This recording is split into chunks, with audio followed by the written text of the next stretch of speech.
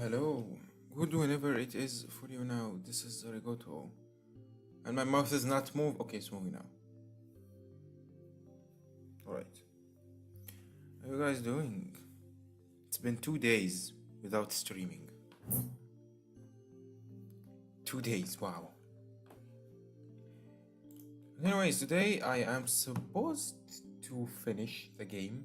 I mean, as I said before on Discord, this stream is gonna be the last Sayonara stream, whether I finish the game or not. Now I've started a bit too early today. One, because this is my day off, and two, I actually want to finish it today. So if I couldn't finish it today, I am not gonna play it again. That's it. That's it. That's my limit with this game.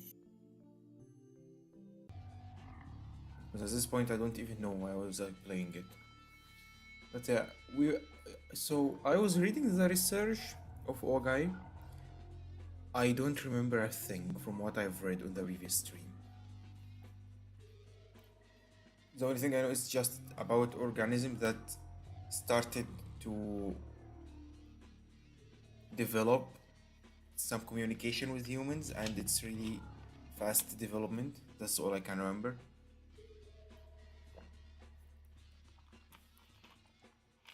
I mean, we didn't go this deep. I didn't go this deep last stream because I knew I'm not gonna understand anything from what was being said. So yeah, that's nice. You know what? I wanna go full beard today.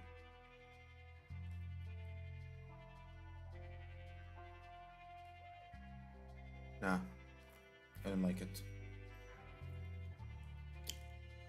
The organism's command of spoken languages is now sufficient to facilitate higher level discourse. But although it has regaled me with questions all day, it remains unable to answer any of mine. What questions do you have? Its reply suggests that it gained an awareness only after materializing in this universe. It has no knowledge of where it came from. Is it about aliens? While I am disappointed, the fact that it has reached this level of intelligence only 1 week after starting to think tells me that there is no end to what I can learn from it. Hypothesis: it is not hypothesis. It is not. It's not a naturally occurring organism, but was created by an even more sophisticated sentient life form. This would explain why it has no ego yet, but this is such a hunger for knowledge. It might be some sort of conscious drone that was sent here for another world, from another world. Rico smiles humorously for the umpteenth time since she started reading. How wonderful it would if she could laugh the diary off as the delusions of madman or the work of science fiction author. Although she knows far too much. When she thinks back to the many horrors that Ogai brought into her life, the words before her take on chilling credibility. I have confirmed that the organism's brain power far surpasses any humans. This morning I taught it about prime numbers after I explained the Lucas Lemmer test for Mersenne primes. It immediately began to list examples that it had calculated in its head. I was only able to confirm by memory up to number 10, M89, but it continued to list further examples without any trouble. I left it to its calculations, and when I returned a few hours later, I discovered that it had written down more than 70 of them. Computers all over the world are currently working to calculate Mersenne primes, but the last one I remember being found was the 39th back in 2001. When I turned several of the results into my laptop and ran the Lucas Lemmer test on them, I found that everyone was correct. The same, the same is no doubt true of the rest. After all, the organism has never shown the pathological need for respect that would lead it to die. About its accomplishments, I see no reason to doubt its veracity. If I could reveal to the world the an expedient method for discovering Mersenne primes, the prize money would make me a billionaire. Of course, my current research is worth far more than any sum of money. I must keep it secret. Wait, so see, he was planning to reveal all this later? The organism's computational speed exceeds that of even the most powerful supercomputers. I can only conclude that its cognitive faculties are beyond anything humanity can imagine. At the organism's request, we have begun a new field of study. Despite its immeasurable aptitude for mathematics, it now desires to concentrate on psychology and the natural sciences. Perhaps our math problems are simply too elementary for it. It has shown especially keen interest in the means by which organisms reproduce and multiply, as it possesses nothing that could be called emotion. Huh. I hesitated to use this description, but when it learned about DNA, it seemed somehow excited. So does he have emotions or not? In fact, the organism itself seemed surprised by its reaction. When asked about the nature of the impulse, the organism decided to label it instinct. If this description is indeed accurate, then this is an extremely significant development. I hate reading researches. I really hate this. It would mean that there is a deeper level to its physique than just the knowledge. The knowledge it has acquired since coming to this world. If I can use this discovery to trace its roots, I might be able to learn what it truly is.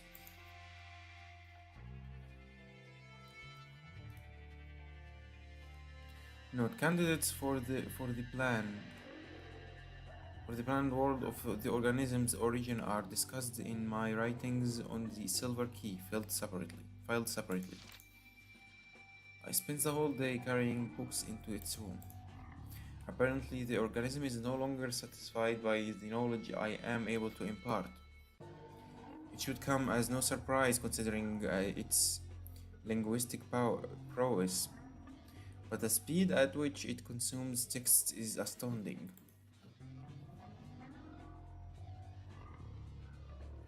The diary continues for some time, chronicling intimate relationship between Ogai and the organism. Intimate. In the back of her mind, Ryuko imagines the old doctor climbing down the well in the middle of the night to hold congress with some inhumane creature in that bizarre laboratory. The image is disturbingly similar to the nightmares that have shattered the silence of many nights with her screams. Wait, so she met Saya before? But she didn't see her as a human? What follows, however, makes even her worst nightmares pale in comparison. The organism has made a very strange request. This is the first time it has asked for anything other than food and reading materials. I can hardly believe it, but it wants to consume the something of living creatures. This is separate from the desire for food. Once again, it is describing this impulsive as instinctive. Now that it has declared itself a life form that requires the seed of males, it has begun to identify itself as a female. After today, I suppose I shall have to start calling the organism as a she. I don't like this.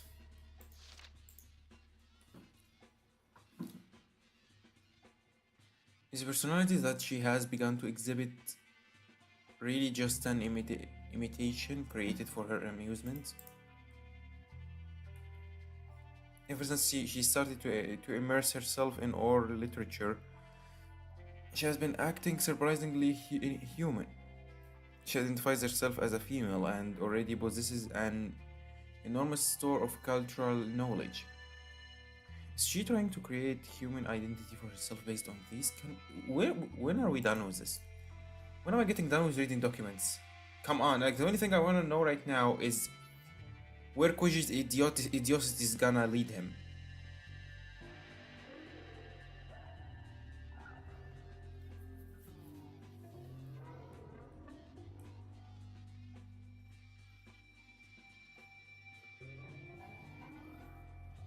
Is she trying to create a human identity for herself based on these? I have seen her laugh, grow angry, and today she cried. Is she just copying our emotional displays? If not, then she is already. Is the soul that any intelligent is the soul something that any intelligent life form can acquire? I feel that I am witnessing something more mysterious than the genesis of life itself. Today is her birthday. Although it is a year late, I want to give her a special gift. Saya was the name of my mother's cat. In childhood, she was my sole friend and my beloved. I decided long ago that if I were ever blessed with children, I would give this name to my daughter. Happy birthday, Saya. Wait, what?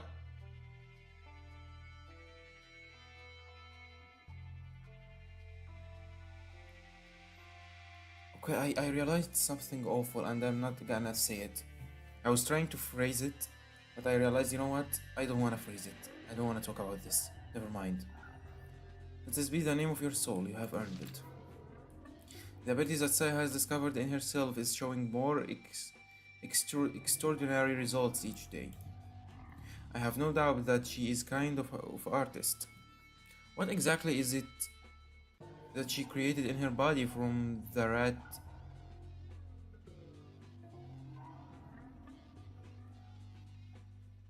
My god, that's even worse.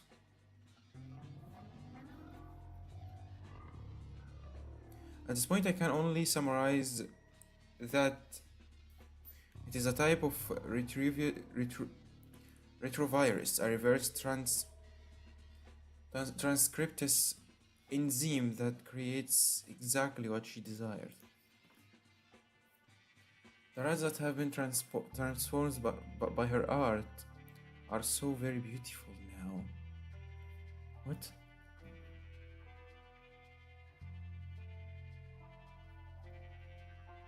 The many enzymes secreted by her body and the various appendages she uses are discussed in detail in my biological observations, filed separately here. I will say this. By witnessing Saya perform her operations on several rats, I have gained much confidence in my theory that her body is designed specifically to manipulate the biology of other organisms. Rico looks grimly at the still unsorted mountain of research notes When she finally manages to separate those papers, she will probably find the many other files mentioned in the diary. Oh, guys, biological information observations. At the very, at the very least, she wants to look through these before facing the thing called Saya. Under no circumstances does she want to go into the battle unprepared. Oh yeah, actually having all these data about Saya is gonna make it really easy to get done with her.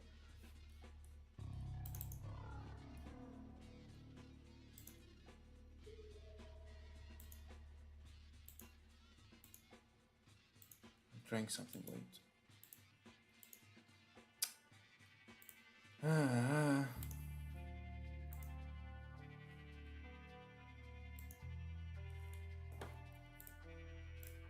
She looks at her watch and sees that it's already 7 in the morning. Assuming Tono Koji made no stops, he should be arriving in Tokyo by now. About now. Now that it's too late, she wishes she had stopped that stubborn fool from leaving, even if she had to shoot him in the leg to do it. See, told you she's not that bad of a person. She actually regretted not stopping him.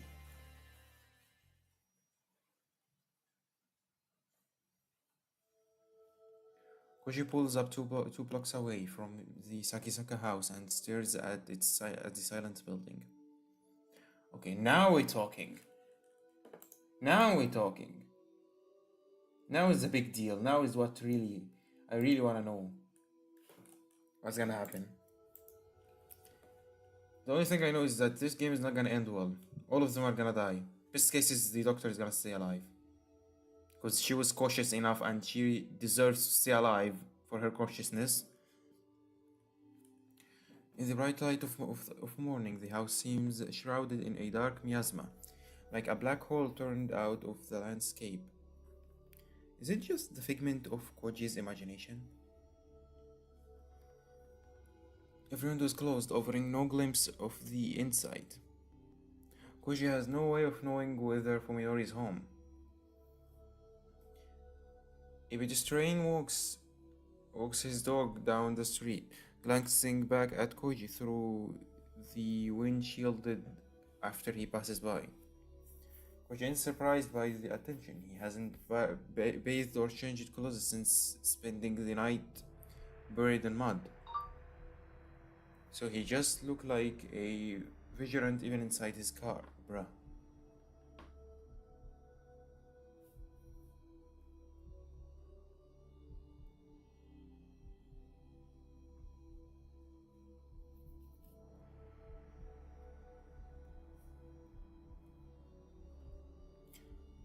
You didn't even take a shower after this?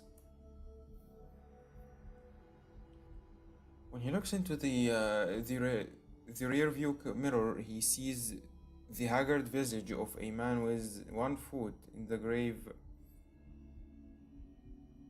staring back at him. It's hard to believe that the tired, unshaven face is really this. It's really his. I wanna see this tired, unshaven face. Oh, come on.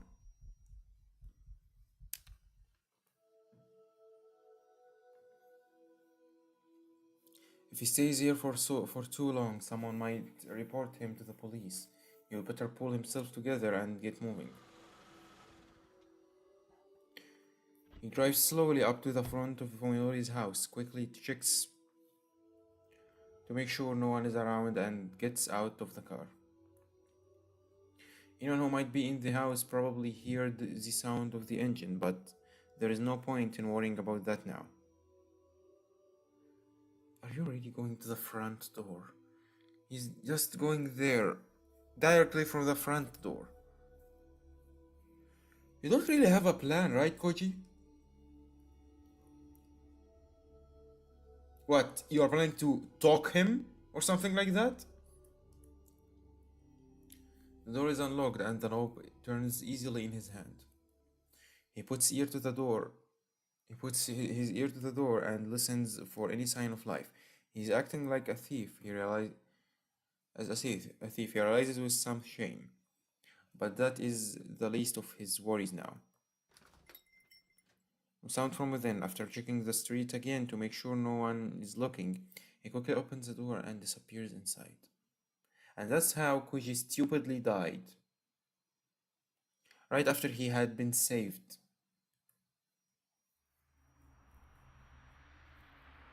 An incredible stink immediately assaults his nostrils. He's already prepared for anything, However, so rather so rather than discourage himself, the stench only sharpens his caution to a razor's edge. This is Koji's first time at Fuminori's house, right? I just realized.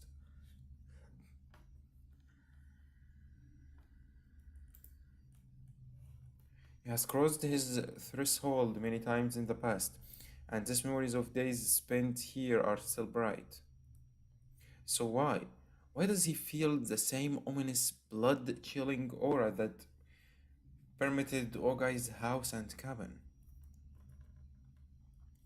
Anger and sorrow seize Koji's heart, as though a dear friend's grave has been defiled.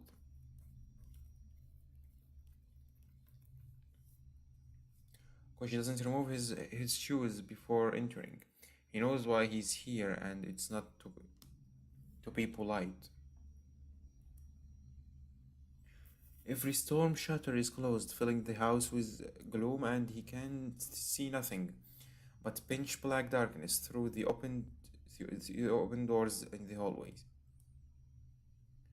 He should have brought his flashlight from the car, he thinks ruefully, then remembers that he dropped the light when Fuminori attacked him.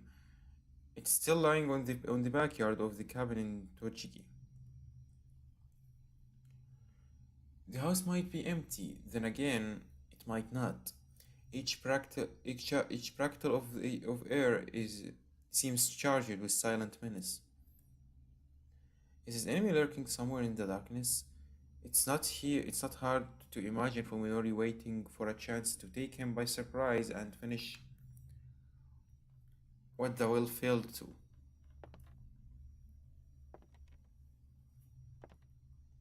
Koji walks, Koji walks the third floor hallway, then climbs the stairs and checks the second floor too.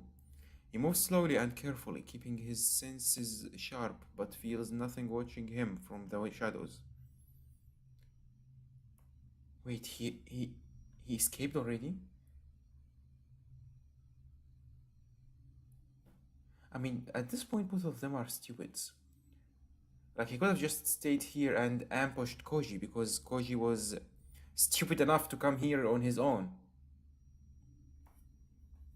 Yeah, I think both of them are just stupid. He suddenly realizes that his right hand is touching the cold steel of the gun in his pocket. Did he intend to draw the weapon upon encountering Fuminori? Now that Koji thinks about it, it's his own action. His own action seems mysterious to him. What is he planning to do when he meets Fuminori? Will he lay on to him with curses and epithets? Will he force him to turn himself in? Or will he... Did you really come in here, Koji, without even a plan? Like, I thought you've had a plan and I thought it was a stupid plan, but no. You are just stupid, you didn't even have a plan. Koji shakes his head. This isn't the time for such hopeless questions. If he keeps thinking, he will stop moving. If he stops moving, fear will paralyze him forever. His only choice is to keep marching on. He has to close the distance to his prey. In any case, Fuminori isn't home. What form of reunion takes will... What form of reunion what form the reunion takes will probably be decided at the moment of their meeting. All Koji has to do is not hesitate when the time comes. Still, why does the whole home smell like stagnant water? It's been 3 months since Fuminori distanced himself from his friends. Just what kind of life has he been leading all this time? Koji enters the living room and feels along the wall for the light switch. The moment he flips it on, the answer to his question is revealed.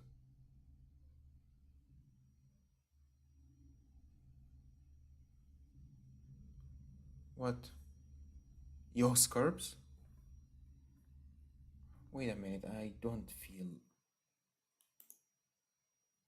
Never mind. It's safe. How far has Fuminori gone? Koji realizes that this is the first time he has encountered Fuminori's insanity in visible form. From the dust piled on the corners of the room, it is clear that the paint was not applied recently. How many nights has Fuminori spent surrounded by this maddening array of colors? Why, if such obvious signs were available, why didn't Koji realize that something was wrong before it got this bad? Was he deaf to the dying screams of Fuminori's sanity? Was their friendship really so worthless? I feel really bad for Koji. He's still trying to be a good friend. He really regrets not finding out about this much earlier. As he stands petrified to the unfamiliar living room, Koji directs his anger entirely at himself. If he could, he would like nothing more than to apologize to Fuminori for failing to help him through his suffering. Koji feels that he might have been able to save his friend. Perhaps he is arrogant to think so. But if so, it is arrogance born of kindness.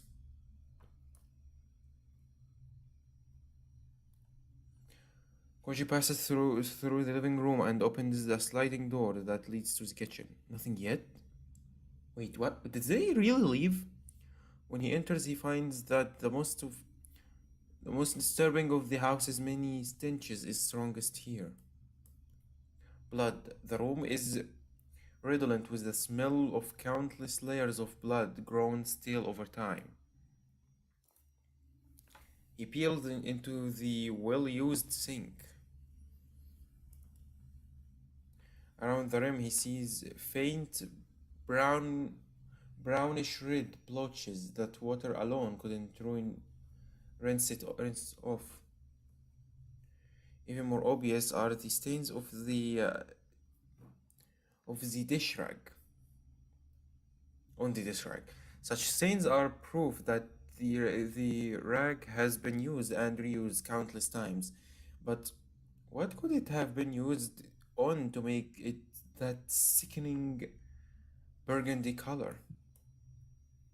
Which stares at the refrigerator next to the counter as though it were a monster waiting to swallow him whole. Oh my god. The rest of Omi is inside there, right? Alongside Suzumi. I don't really want him to see Omi. He stands motionless until he's able to work up the courage to simply touch it. Then he steels himself, grabs the thick handle and opens the door. He's gonna find Omi's head, something like that, right? When checks the freezer is in the refrigerator.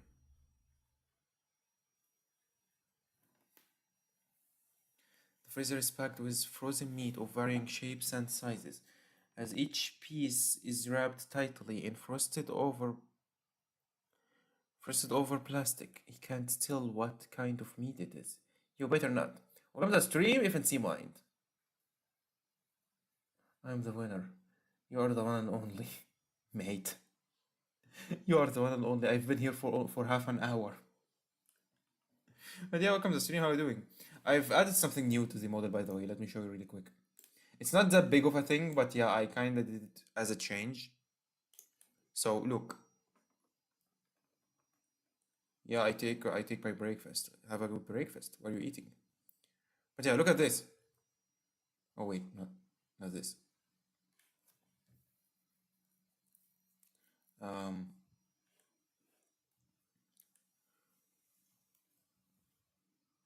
so as you can see, normally that was the length of the hair, but I did something where I can make it longer.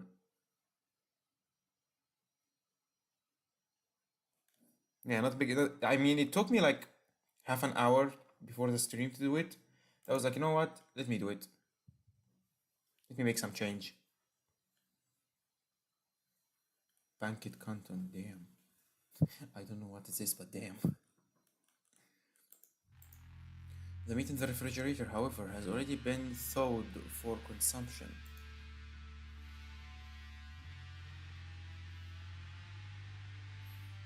My god!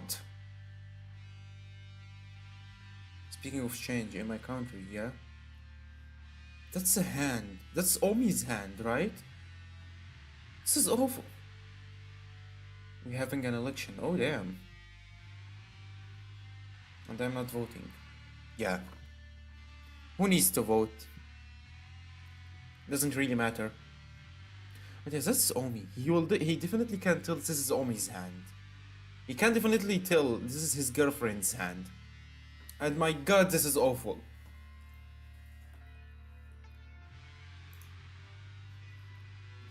For a while, he can only stare in disbelief at the five fingers beckoning at him from the back of the compartment.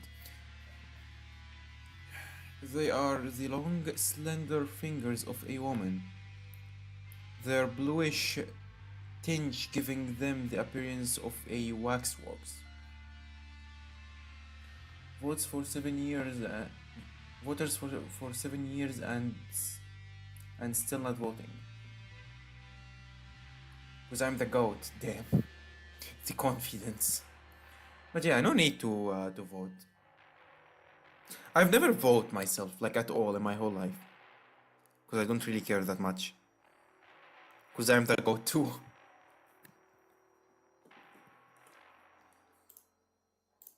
Because he's unable to remember what Omi's hands looked like, even though he has kissed her fingers countless times. I hope he's unable to remember. I don't want him to remember. Dude, what? When he finished crying after his conversation with Fuminori, Koji promised himself that he would not cry again. And in fact, he does not. Waiting for girl cosplay?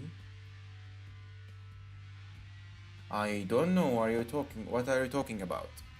I've never promised such a thing. He regrets his decision, however, he indulged himself too early. He should have saved his soothing tears for this moment. For now, he knows that truly nothing is sacred. At least his doubts about Fuminori have been utterly obliterated. Koji pulls Ogai's revolver off his pocket and wraps his hands around its grip like he would a charm. When you do that, I am not gonna say that, and I'm not gonna do that.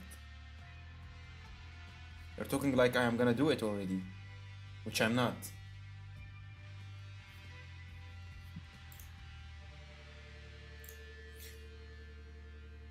Its definite presence is its promise of merciful annihilation is the only thing keeping his sanity intact. He will surely use it to kill Sakisaka Fuminori. Not for revenge, not for justice, but to make this world once more a place governed by reason. For that purpose alone, he must eliminate the anomaly.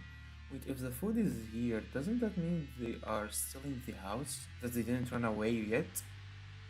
Or did they plan to just run away and leave everything behind? He breathes deep, exhales, then lifts his hand before his face and stares at his spread fingers.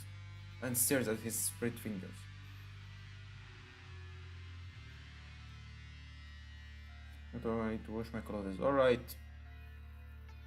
Thank you for stopping by. See you later if you are gonna come back. And if not, have a good rest of your day. Alright, he's not shaking. He is prepared to face his new objective.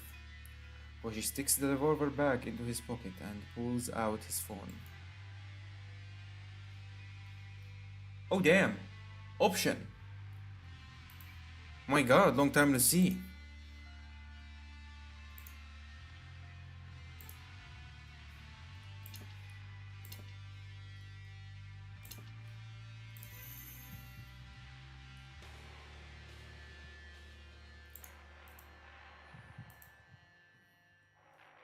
Call Fuminori, call Ryuku. Let's call Fuminori. Let's go with the worst possible option for now. It's time to finish this. He's gonna call him and he's gonna hear his phone ringing on the house, right? Just as he promised earlier, Koji calls Fuminori again. The call goes through immediately. Fuminori must have been waiting for it. So he's not in the house. As soon as Koji responds, a shrill ringing fills the house. Startled, Koji spins around and looks into the hallway. Oh my god, he's gonna lead him to Yo, right? The house phone is flashing to signal an incoming call.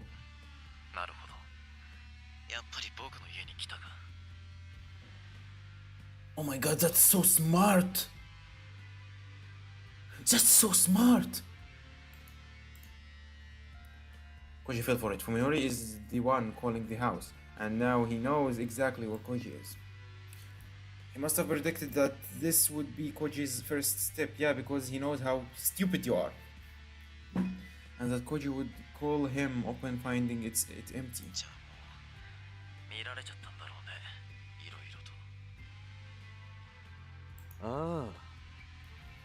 Koji keeps his voice bold to conceal his horror. When did Fuminori become so cunning?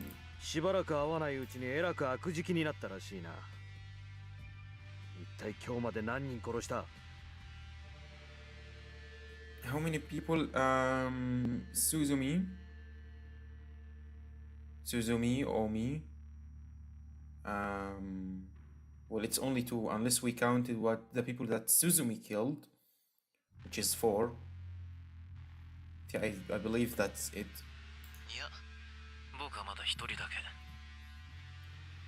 Oh yeah, he killed 1. Saya killed the rest. Fuminori replies apologetically. His tone is upbeat.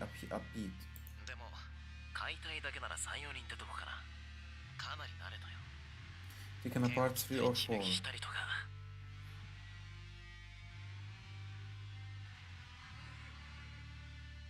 Oh my god, he's happy about this. He's like, I'm getting better. Koji no longer feels sadness or horror when faced with Fuminori's inhumanity. There is only the cold desire to kill the creature speaking such revolting words with his friend's voice.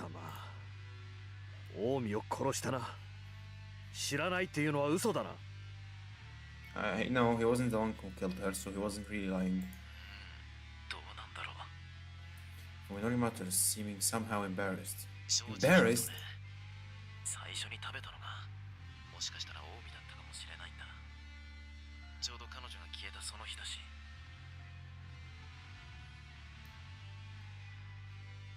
He's literally telling him my first meal was your girlfriend.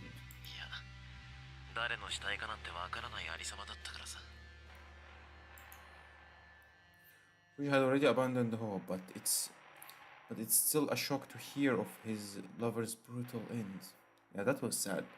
It was fast, at least. It wasn't painful, I believe. Not as Yo. Nah, Yo is worse.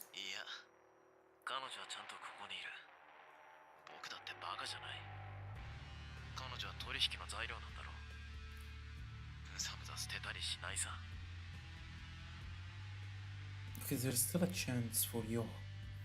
She can be fixed, right?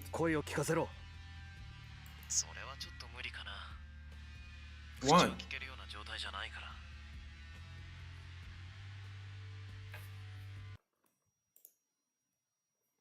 More dismissive words further sharpen Koji's bloodlust. 言ったはずだぞ。彼女を無事に解放しないなら。 She was already harmed when 生 you きているだけでもよしとしてくれよ。 Perhaps that she's still alive. 完全に死体になったようが欲しいかい。確認するがコージ、お前は集めた資料のすべてを証拠ともども持ってこい。その内容を見て納得できたら僕らは用を引き渡す。 Wait, you don't have any files though. You don't have anything, not even fakes. いいだろう。 You have a plan, right? It's obvious that this deal is a sham. In all likelihood, Fuminori is planning to kill him and bury his secrets forever. Moreover, Koji doubts that Yo is even alive. Her meat could very well be somewhere in the refrigerator right in front of him. However, Koji isn't particularly interested in Fuminori's true intentions. After all, he has no intention of making a trade either. His only goal is to get close enough to destroy Fuminori and whatever is pulling his strings. Forget about it, Koji. 場所は You guys both aren't planning to do any trade. Both of you are planning to kill each other. Like Fuminori is not stupid either. He knows you might try to kill him. お前が僕を尾行してきた王外教授の家、覚えてるだろう。今夜7時にそこで落ち合おう。一人で来いよ。 At 7. おい。 Fuminori hangs up without waiting for Koji's response. Perhaps Fuminori too has sensed his opponent's intent. If so, then he has realized that Koji is not just the hunted, but the hunter as well. So we are like duelists maneuvering for advantage. Koji smiles grimly as he pockets his phone. It's astounding how much the relationship has changed. The question is whether or not to comply with the 7 o'clock rendezvous agreement. If this were a serious negotiation, then it would be wise to avoid preempting Fuminori in any way that could provoke his anger. What Koji and Fuminori are really doing, however, is trying to lure each other into a deadly trap. Koji doesn't know that Fuminori plans to do between now and then, but he's not able to let his enemy keep the initiative. The fierce bloodlust that has taken root in his heart is more than enough to energize his exhausted body. Koji leaves the death-filled house, his stride more determined than before.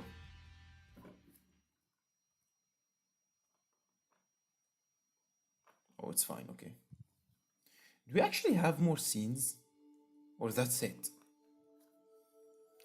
Today was the first time I have driven since my accident last summer. The proposition was always too dangerous to consider, even my inability to recognize roads and cars. Things have changed, however. In the 3 months I have had to adapt to my condition. I know what cars and bit trains look like now, and even though I can't exactly see colors, I've learned to decipher lights and turn signals. I still can't read street signs, of course. Nevertheless, I managed to take it safely to our destination with Saya and Yo in the back seat. Okay, Yo is still alive. It was Saya who came up with the idea for our new hideout, an abandoned building she had discovered while living with Dr. Ogai.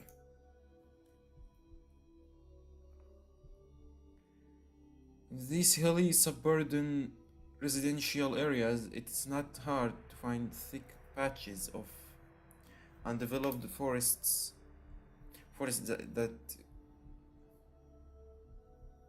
just off the beaten road. Just off the beaten path. Saya's old playground is located in such secluded area. unaffected by the flow of everyday life.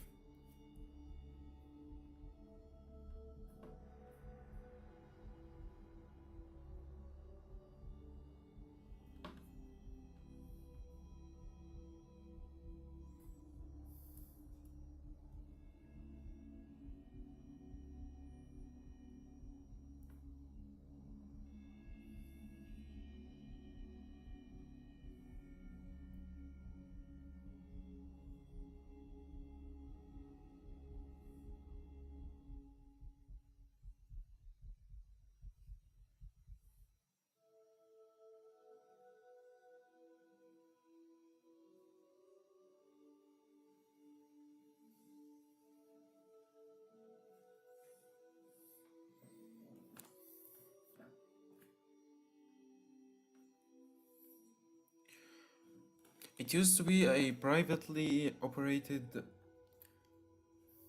sanatorium hidden among the silent trees. After the owners went bankrupt, it remained unsold and was eventually forgotten. After I left Saya and you had the head out, I returned to town to make some preparations. Now I am finally back at our new refuge. I like this ruin. I like this ruin from the moment I saw it. Mountains of construction materials and garbage litter in the front yard, forming a serviceable barricade. This place looks even less likely to receive unwanted attention than our house. Since my brain sees humans as revolting monsters, places they have been tend to stink or seem covered in filthy slime. Ruins like these, long empty of life, are the places I find the most restful. ただいま。 I call out to them. No, I am not a stranger. I call out to let them know I'm not a stranger. Then I go down the basement where they are hiding.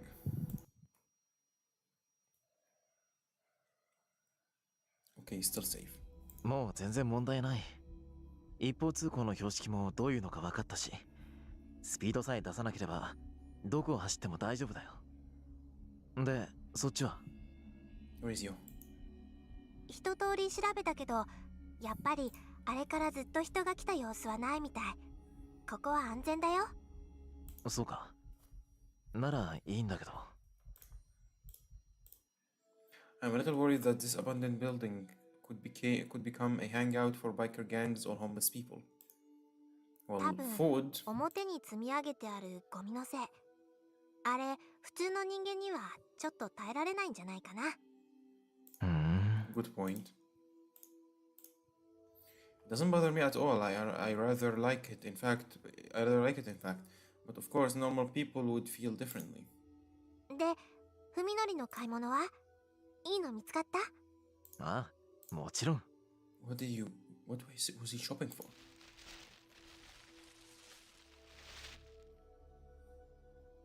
I proudly unwrapped the weapon I just bought from a camping goods store. A 1 meter long wood axe, the biggest and sturdiest I could find. Will Koji have a revolver?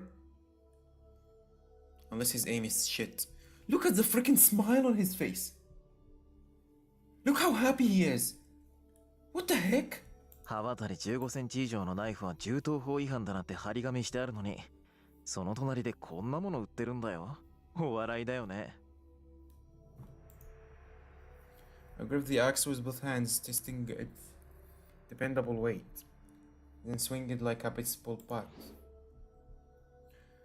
The deadly steel blade sweeps through the air right where a person's neck would be.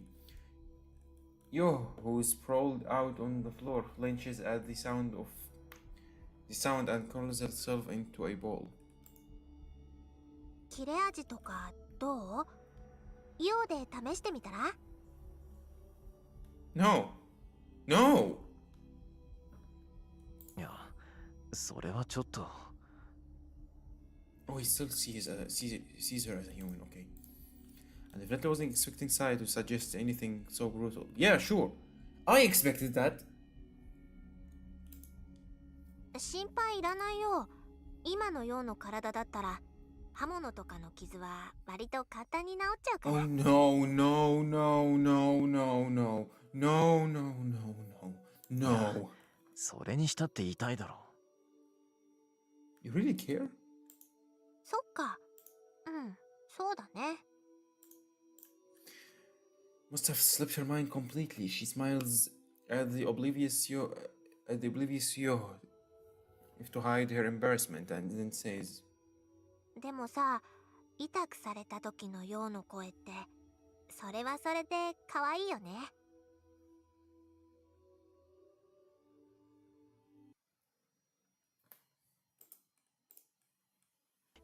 人間に斧で切りかかるってのは気が引けるよ。Koji is a human too. そうなの？じゃあ、コウジさんは？ Exactly. そりゃだって。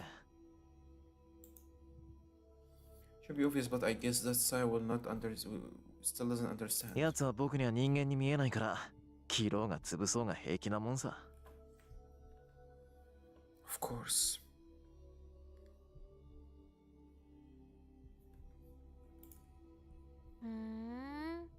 そんなに違うんだ。I have a freaking cockroach. Why do I have a freaking cockroach?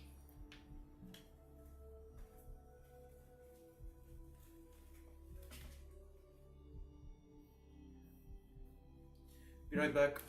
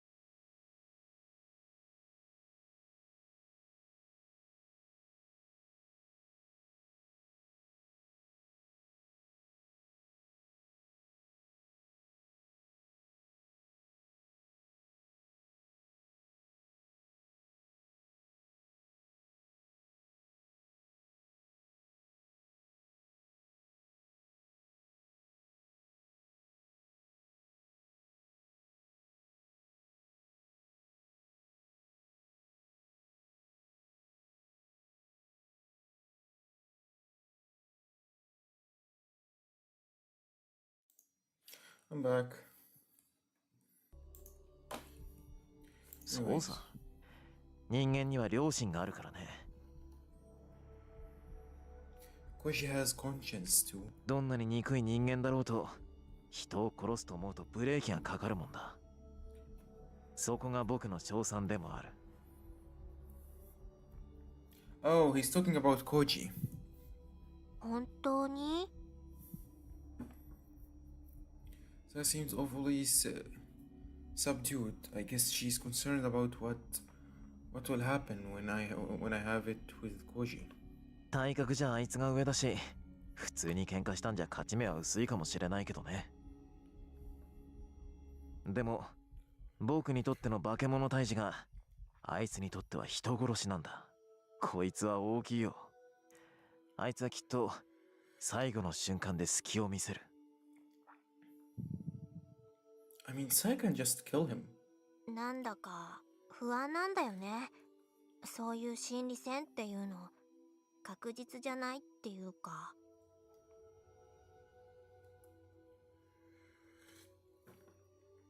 She raises her head and looks straight at ね me. え、やっぱり私が買った方が良くない？ Yeah, that's what I said. She can just hunt him herself. I appreciate Saya's consideration, even though it could be interpreted as a lack of faith in me. She's still putting my safety above hers.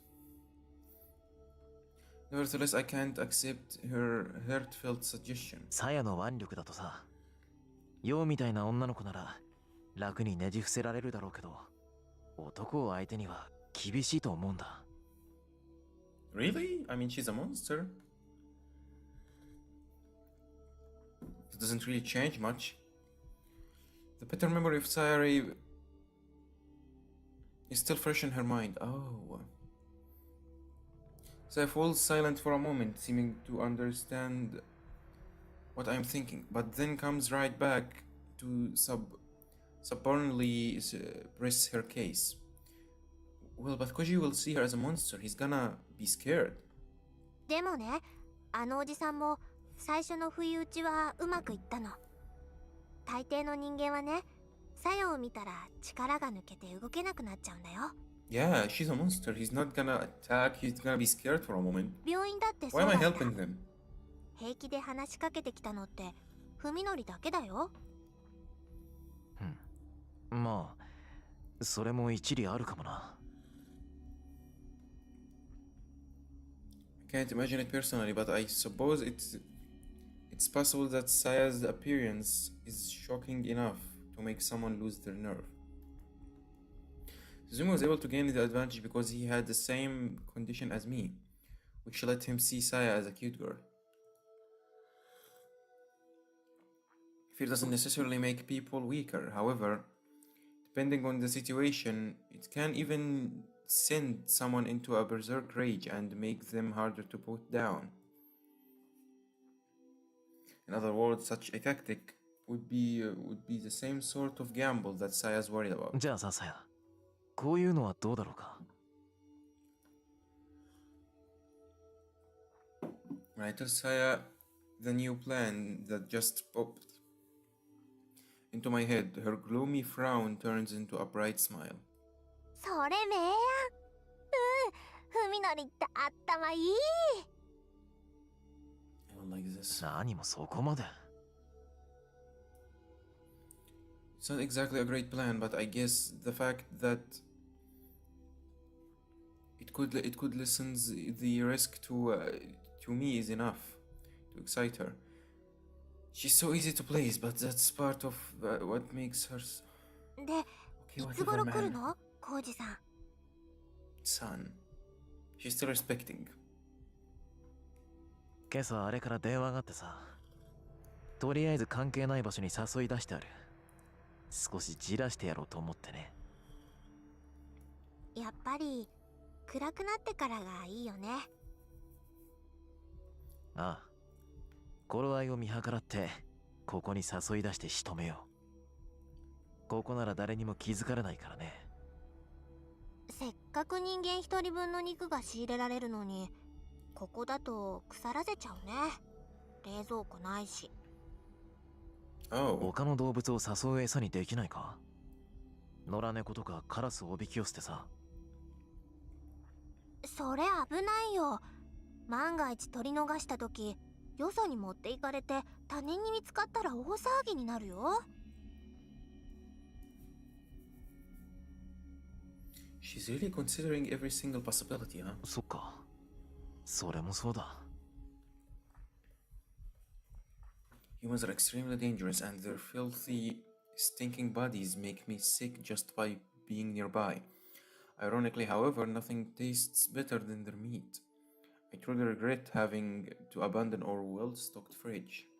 まあ、この辺だと森にもいろいろと住んでるから、そんなに食事には困らないんじゃないかな。Wait, so he can eat animals too? I mean, isn't that just normal food? 3人分だよ。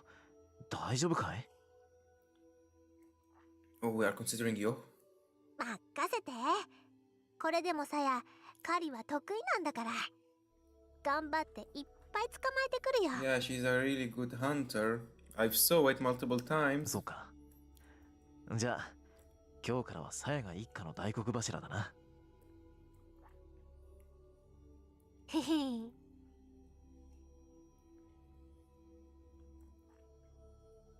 今度はどのぐらいのんびりできるかな。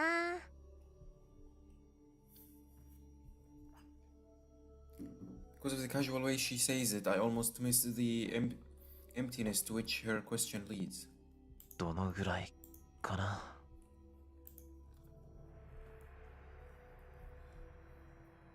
Says right, this won't last forever. No matter how safe this how it might seem, we will have to abandon it eventually. The slightest mistake could put our life together in jeopardy. Just like when I failed to silence Koji. Some dumb kids might decide that this old ruin is a good place to test their courage, or this land might be targeted for new development. In order to be together with Saya, I have chosen to live apart from society. We will never find lasting peace in the world teeming with humans. Not unless we can somehow escape from it. The cabin would have been a really good place to hide. 長い旅だと思えばいいさ。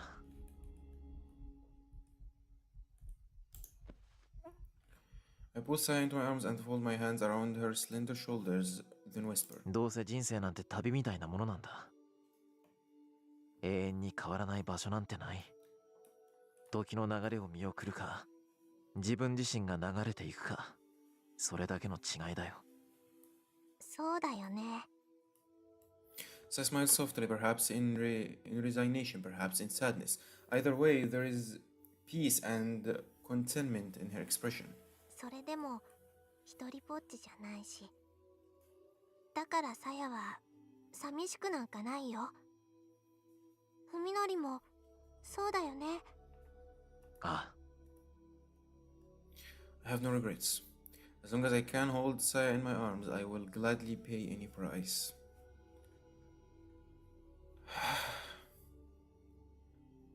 Man, if Yo was the first human person he had saw instead of Saya, he would have felt the same thing. Bro, if Koji was the first human he sees instead of Saya, he would have had the same feelings.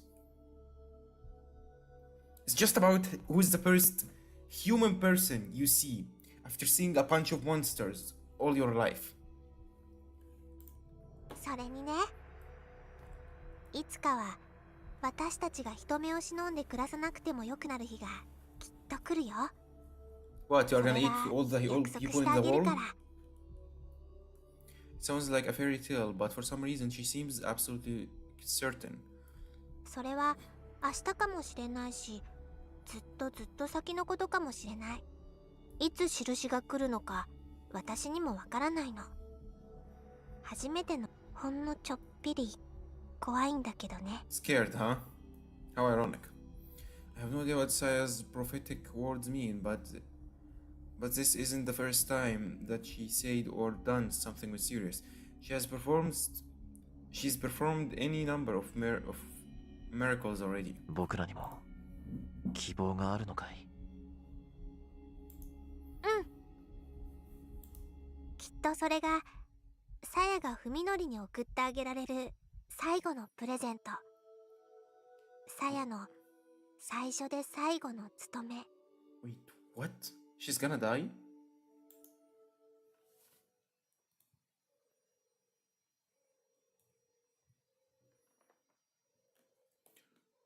Koji has nothing to do but wait. You really there already? You've really gone there? He has spent almost half a day in the dark, empty study, breathing stale air shocked with mold as he strains his ears for the slightest hint of movement below. Few people could endure such a vigil, but Koji has accomplished without complaint. If anything, the suffering is welcome, for it keeps his nerves honed to a razor's edge. Without a doubt, his single-minded focus is the only thing allowing him to push the limits of his stamina. Koji understands this and embraces the pain. His closest friend has shattered his world like glass, and now Koji feels only hate toward the madness that has replaced it, and toward himself for allowing it to happen. Self-loathing is more reliable source of willpower than any faith or resolve, no matter how noble. When he arrived at Ogai's house, Koji snuck inside carefully, hoping to perhaps take his enemy by surprise. It was only after he got inside that he realized the house was still abandoned. Even so, Koji was sure that Fuminori would arrive earlier than promised, in order to set up an ambush. However, the light streaming through the windows turned red, then faded to darkness with no sign of anyone coming. Koji's patience has grown weaker and weaker by the moment, and now the appointed time has arrived. Just as Koji's frustration is about to peak, his phone begins to vibrate and flash. It's from Fuminori. He's calling rather than show up himself. Rage threatens to overwhelm him for an instant, but Koji manages to keep his voice calm as he answers. どういうつもりだ、文則。いやね、まさか待ち伏せなんていう無駄なことをして神経すり減らしてないか。お前のことが心配になってさ。Oh, how considerate, Fuminori. What a friend. 遅くなったが、そろそろ本当の待ち合わせ場所を教えておかなくちゃと思ってさ。The real meeting place. That wasn't even the place they are planning to meet at. ふざけた真似を。まあ、 Son of a bee. 当然の用心だろ。Fuminori laughs with unrestrained malevolence, as though to emphasize that he's seen through Koji's plans. お前が大貝教授の家まで来てるんなら、そこからほんの少し先、歩いて行ける距離の場所だよ。僕とヨウはそこにいる。Okay, it's not too far, so it's not their current hideout. まずは車に戻ってカーナビを見ろ。ところ番長教えてやるから。今度こそ信用できるっていう保証は。疑わしければ来なくていい。尻尾を巻いて逃げるがいいさ。Fuminori hangs up immediately after speaking his challenge.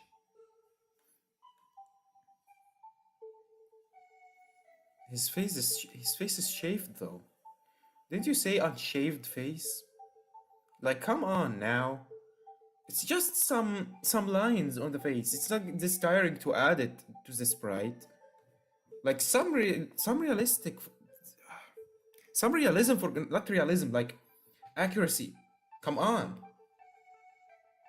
Who am I to talk anyways? Koji leaps out of his chair and picks it across the room. He's across the room, unable to find any other outlet for his rage. He has no choice but to do what Fuminori says.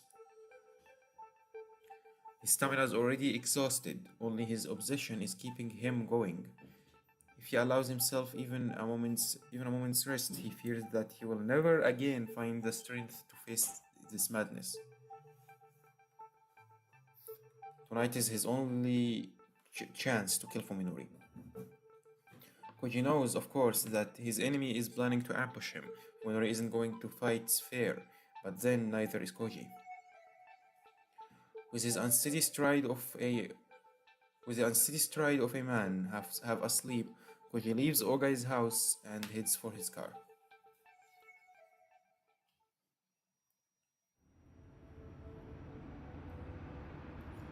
Oh my god, why is it so much darker on my screen?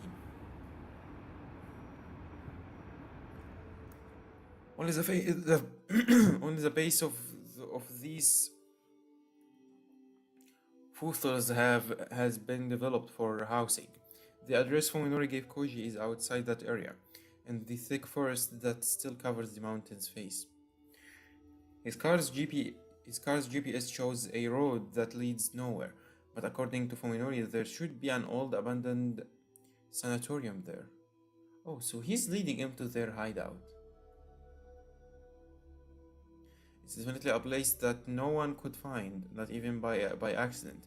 Maybe this next stop really will be the last. Koji drives up the steep incline, soon leaving the residential neighborhood behind.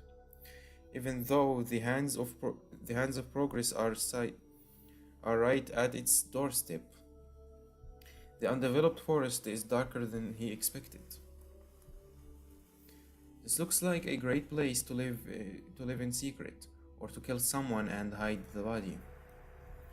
Places like this, lost and forgotten, aren't found only in deep jungles and hidden valleys. Holes in the world are everywhere, even in the midst of civilization. A broken down gate post suddenly appears in Koji's headlights. Like a ghost rising from the darkness, it looks like this is the final stop. He rolls up to the gate and turns off the engine, giving himself to the silence of the forest. His phone starts ringing almost immediately. He doesn't need to check who it's from. Damn, so they can't see him. 着いたぞ。ああ、聞こえてた。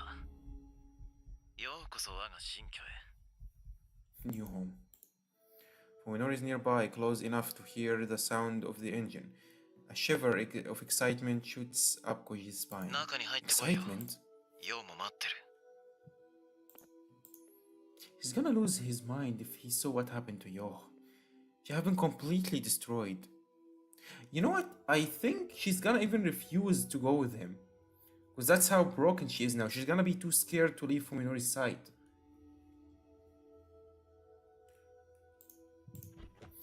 After grabbing his new flashlight from the glove compartment and checking that the revolver is still in his pocket, Koji opens the door and gets out of the car.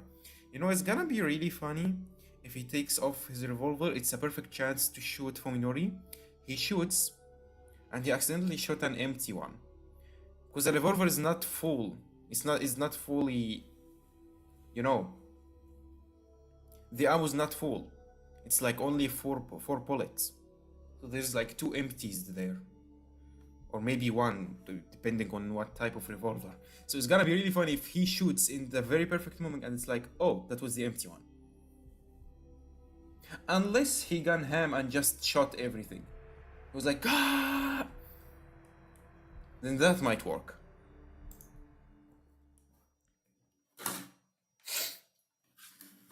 Mountains of trash litter the front yard, forming a serviceable barricade.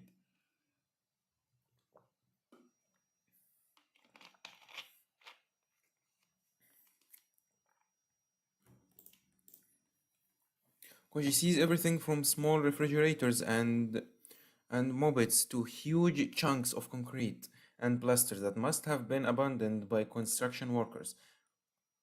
The fact that they could get away with leaving all this stuff behind shows just how remote this place is. The moon is brighter than usual, allowing Koji to walk through the front yard without tripping his debris. Staying alert, he heads for the building beyond the mountains of trash. Something must be buried the piles of garbage, underneath the piles of garbage, because the whole yard is filled with the sharp stink of chemicals. Even the homeless probably wouldn't come to this place. If you need to get out of the wind and rain, there are plenty of shelters more suitable. How many times now has he stood like this, alone in some ominously silent place, far removed from his everyday life? Sneaking into the deathly quiet houses to find traces of unimaginable happenings has become as normal as going to class. Ah man, the good old days of going to class. The house that he explored before were like freshly shed cicada shells, empty and dilapidated, but with traces of life forms they had sheltered. This place, however, of course, I've ruined every single line here. I've just mashed them into each other. This place, however, is different. A perfect ruin. Its and pillars rising from the dark forest like an army of ghosts, with no sign at all that people once lived and worked here. The structure resembles a skeleton more than a shell. Time and Time and the elements have stripped it of its former shape, and now there is only death. Koji has gone as far as he can. This must be the final stop. What will Fuminori? What will Fuminori's next move be? He must be planning to kill Koji, but how? Just as he's about to turn on his flashlight, Koji reconsiders. If he wanders around with the light on, he will be broadcasting his exact location. That will give the advantage to Fuminori, who is probably lying in wait for him right now. He holds the light before him in his left hand, with his finger poised on the switch. In his right hand, he raises the revolver, keeping it pointed to the same direction. Now ready to fire when he turns on the light, Koji steps quietly in the dark ruin. This is not gonna go well. This game is not gonna end well at all. As I say, if there was a good ending, it was the one we've already got.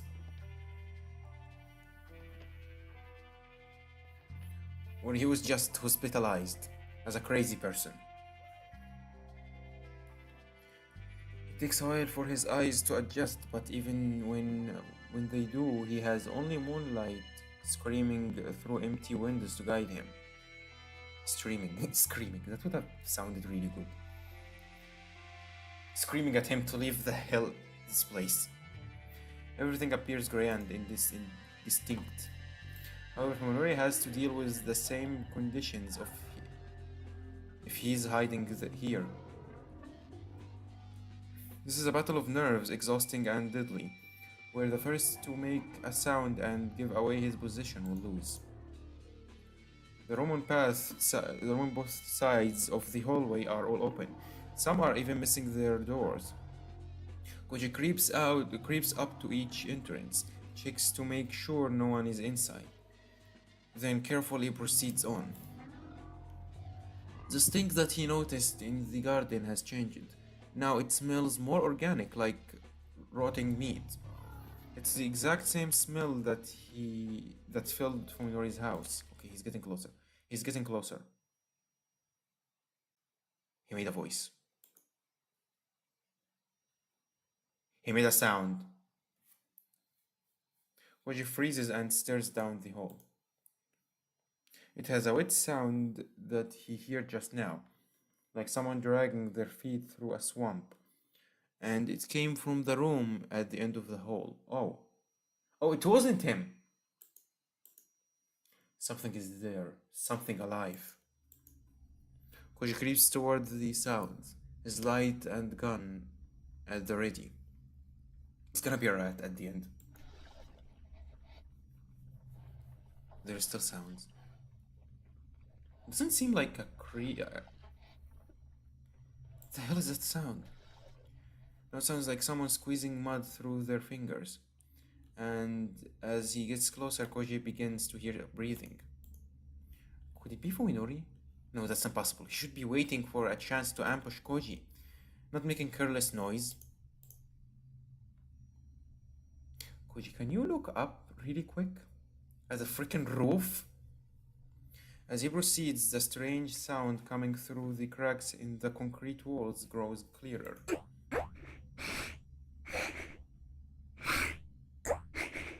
Oh my god, I just realized! He's gonna see you as a monster!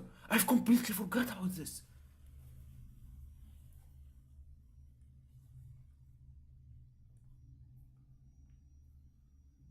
Oh no. Oh no, no. Before he knows it, he's standing on the threshold. The room is filled with a thick, vicious darkness, just like every other room that he's passed. Give me a minute.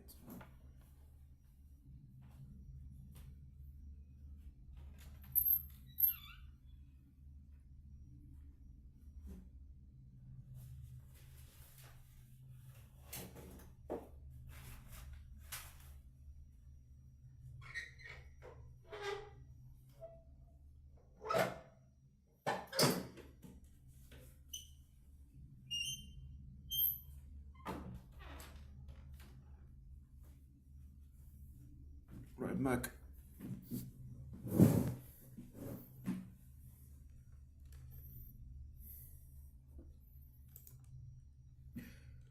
There is more than just darkness, however, something is there. He can hear pained breathing, like that of a wounded animal, and what sounds like sobbing. He's gonna shoot you. You is gonna die. She was about she was about to die eventually. Why not just killing her already? Long time ago. Sobbing. Who's there? Koji whispers into the darkness. Now that he's given away his position, he might as well turn on his light. For some reason, however, Koji feels that to do so would have this disastrous consequences.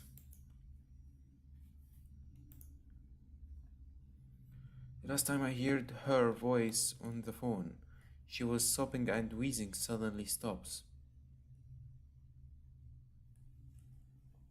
She was sobbing, the wheezing suddenly stopped. Wait. He heard...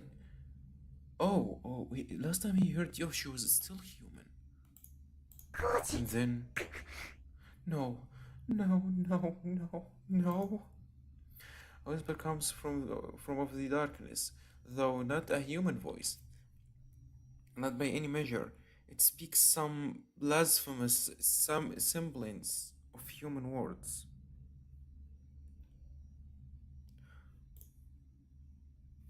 A nightmarish flash of insights connects the dots in Koji's mind. Tsukuba. Oh no, he recognized her. But he didn't see her yet. It can't be. Yo doesn't sound like this. She doesn't smell like this. You can smell her from here? At this point, this is the best he can do for her. But if it's not Yo, then how does it know his name? Why is it begging him for help? No, it can't be. Yo, she's human, not some creature that slithers and hides in the shadows.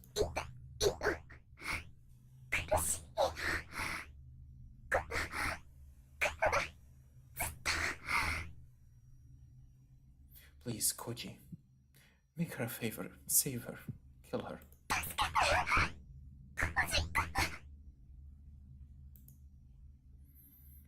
The thing wriggles closer. His reason cries out, imploring him to switch the light on before it's too late. Or to turn on and run if he cannot. To turn and run if he cannot.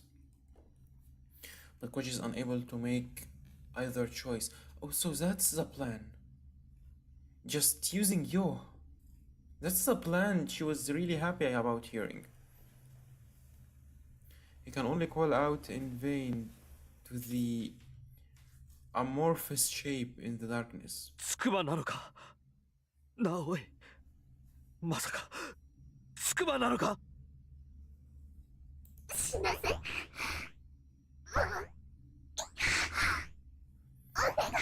Please, Koji, do it, please. Please.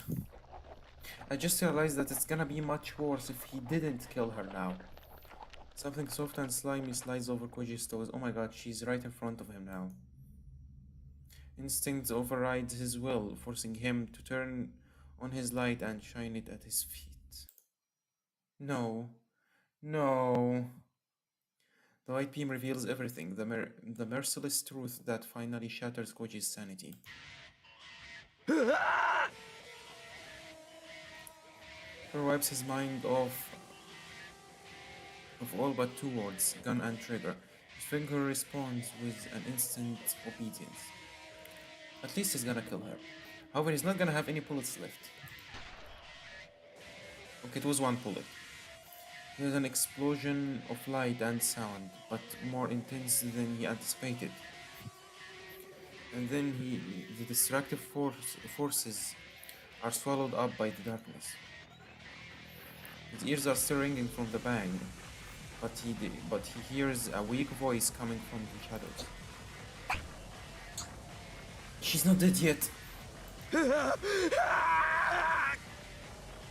Koji screams and pulls the trigger again and again, 3 times. Certain that salvation can come only from the barrel of his gun.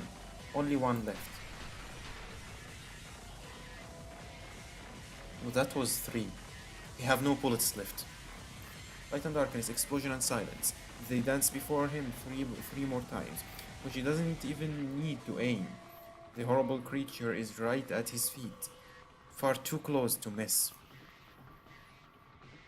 Yoko warned him about how many bullets were left in the gun, but that information has already been driven from his mind. It was 4, Koji, and you've finished all of them already.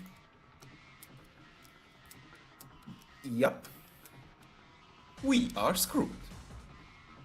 Koji keeps pulling the trigger like a man possessed, buying no head to the clicking of the empty weapon.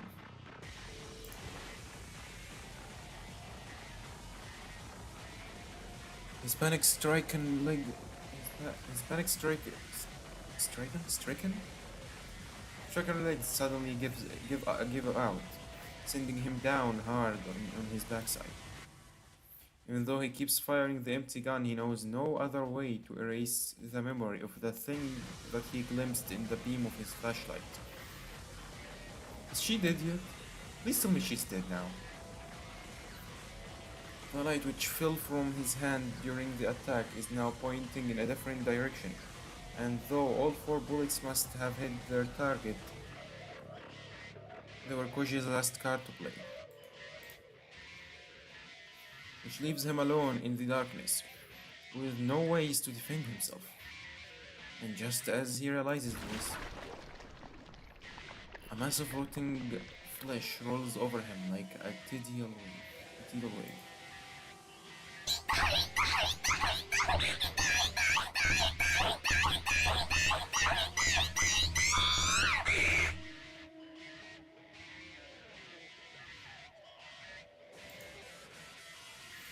can no longer even scream as the thing pushes him onto his back. She's not dead yet. Wait, I just realized she can't be killed. Because she's gonna be healed anyways. It was a dead end already. With fear seizing his throat in an iron grip, he struggles desperately against the monster as it crawls up his body toward his face. Covering his face with his left hand, he scrabbles wildly along the floor with his right, searching for a way that doesn't exist.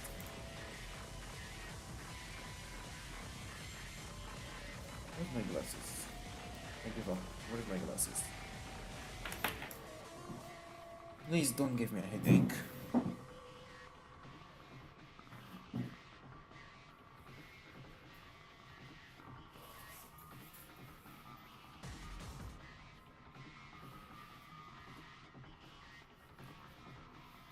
Please don't give me a headache. I'm begging you, don't give me a headache. Please don't give me a headache.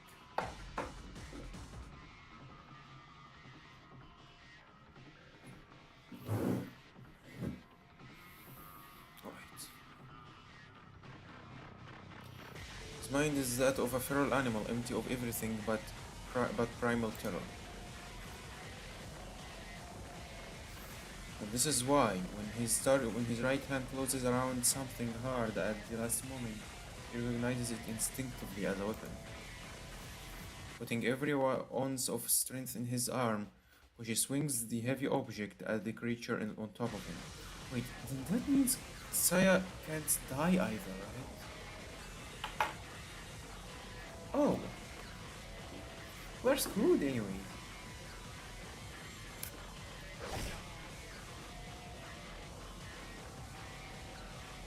He hears the sad blunt of objects striking something soft and wet, and then Kuji's attacker rolls of him. She's not dead yet. She's not dead yet. She's not dead yet. Get me out of here. I don't want to play this game anymore.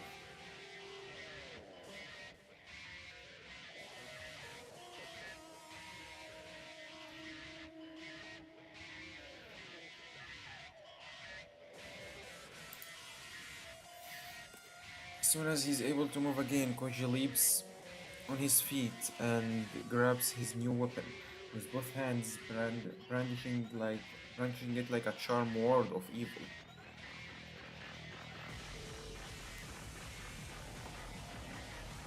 Only now does he realize that he's holding a rusty steel pipe. Okay, at least it's not a human bones. Oh. The monster is still sobbing.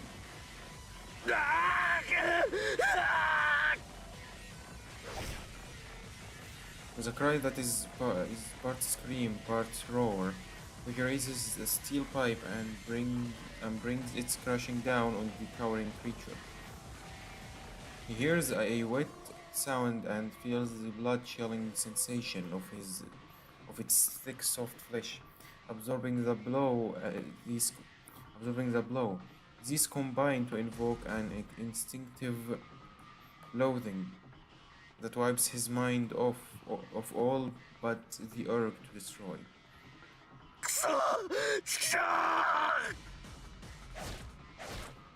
Consumed by the same desperation with which he kept firing the empty gun, Koji rains blow after blow down his enemy.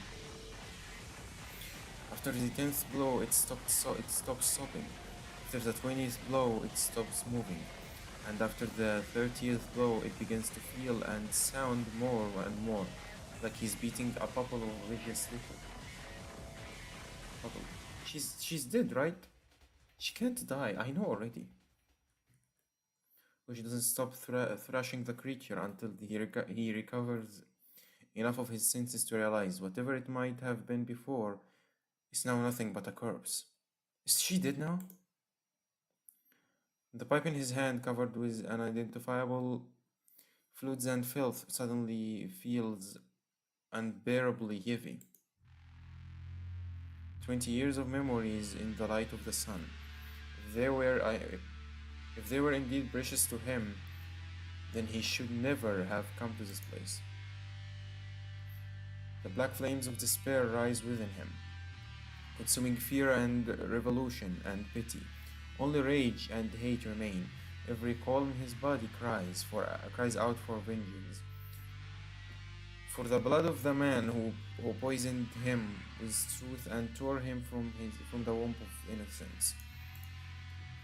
And then Koji, slave to hate, hears the sound of someone sneaking up behind him. Koji whirls, swinging his pipe with all the force he can muster. His enemy hesitantly leaps back to avoid strike, surprised by his failure to catch Koji off guard. Twisted shadows dance in the beam of the light on the floor.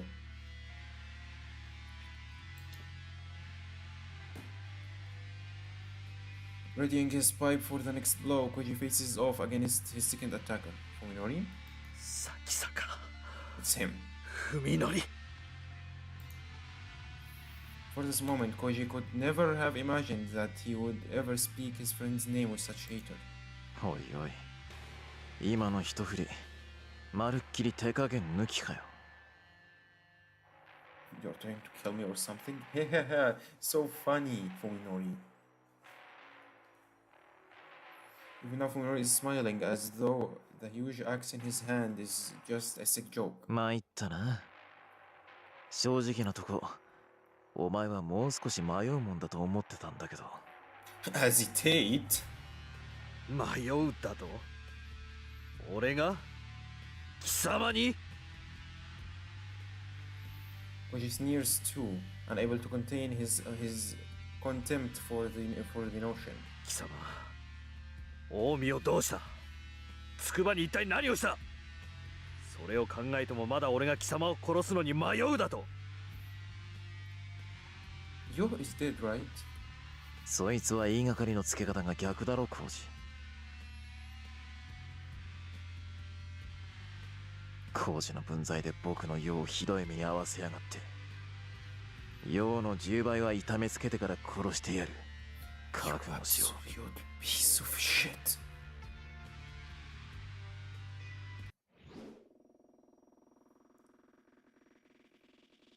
Wait, he got him? The blade of Fuminori's axe curves a murderous arc through the darkness, glittering menacingly in the faint light coming from the floor. Koji raises his pipe and blocks the furious swing. The heavy impact numbles his arms, but his large frame takes the blow without giving any ground. Even if he killed him, Sai is gonna be there, lurking, waiting for the right chance to attack. Whenever presses the attack, delivering a second blow and a third. His axe, designed for chopping down trees,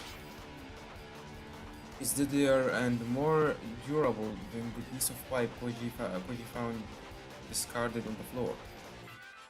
Each strike Koji blocks sends a chunk of rust flying from his makeshift weapon.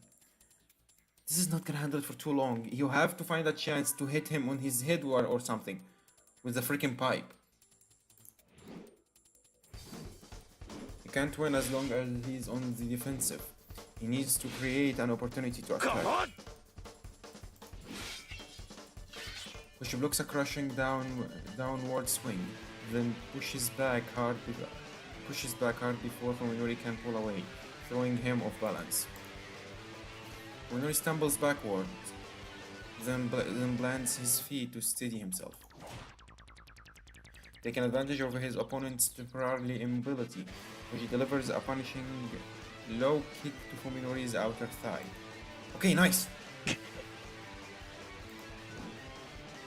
Fuminori grunts and retreats, swinging the axe wildly to prevent Koji from falling with another attack. Following up, Koji, however, does not press his advantage. He just stands where he is, calmly spearing Fuminori with his stare. お前喧嘩に慣れてねえな。 Yeah, yeah, you have advantage here. You're the experienced one, I believe. Funori roars and comes in for another attack, but the damage on his right leg seems to be slowing his swing. Nice! Easily blocking the axe with his pipe. Koji waits for Fuminori to exhaust himself. Bro, just bury the pipe. Don't only defend. Bury it. When he tries to hit you with the axe, bury it with your pipe. He's gonna give an opening, and then you can hit him another one. Okay, I don't believe a lot of burying games. 死ね死ね When the livers blow after heavy blow, howling savagely all the while. What he does not realize, however, is that the situation now favors composure, not brute force. When Fuminori raises his axe high for yet another attack, Koji sees that his movements have grown dull enough. Seizing the opportunity, Koji charges into Fuminori's range and grabs the haft of the axe with his left hand. Nice! Hit him on the head, on the head. On the head. He's gonna lose his balance. As Fuminori recoils in fear, Koji swings his pipe hard at his enemy's unprotected side. He feels the crunch of ribs breaking. Okay. His head though. Willing him to lose consciousness. The pain drives Fuminori to his knees, staring down at Fuminori's defenseless head. Now! Koji, surprised by his own lack of emotion, raises his pipe high and delivers the finishing blow. And that's where Saya shows up. Which is when something wraps itself around his left ankle.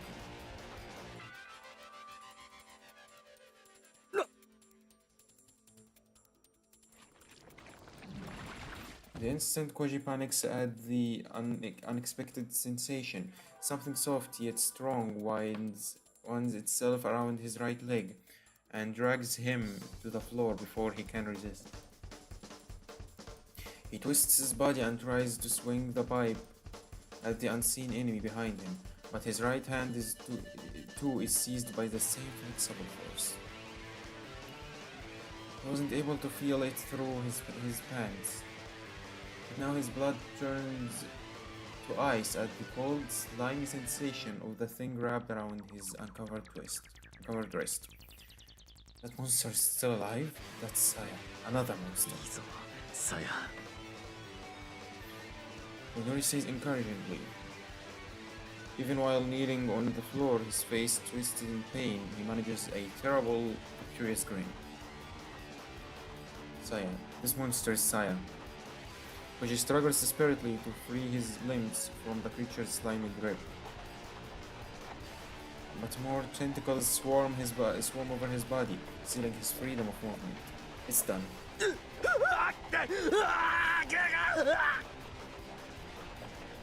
Can Ryuko show up with her shotgun and finish them all already? Including Koji? Zarules has already driven Koji half mad. Just imagining the creature's appearance is enough to send him into a mindless panic. His scream is suddenly cut off as a slimy bandage seizes his throat. This most deadly tentacle isn't just cutting off his windpipe. It's trying to snap his neck, and now it's getting tighter.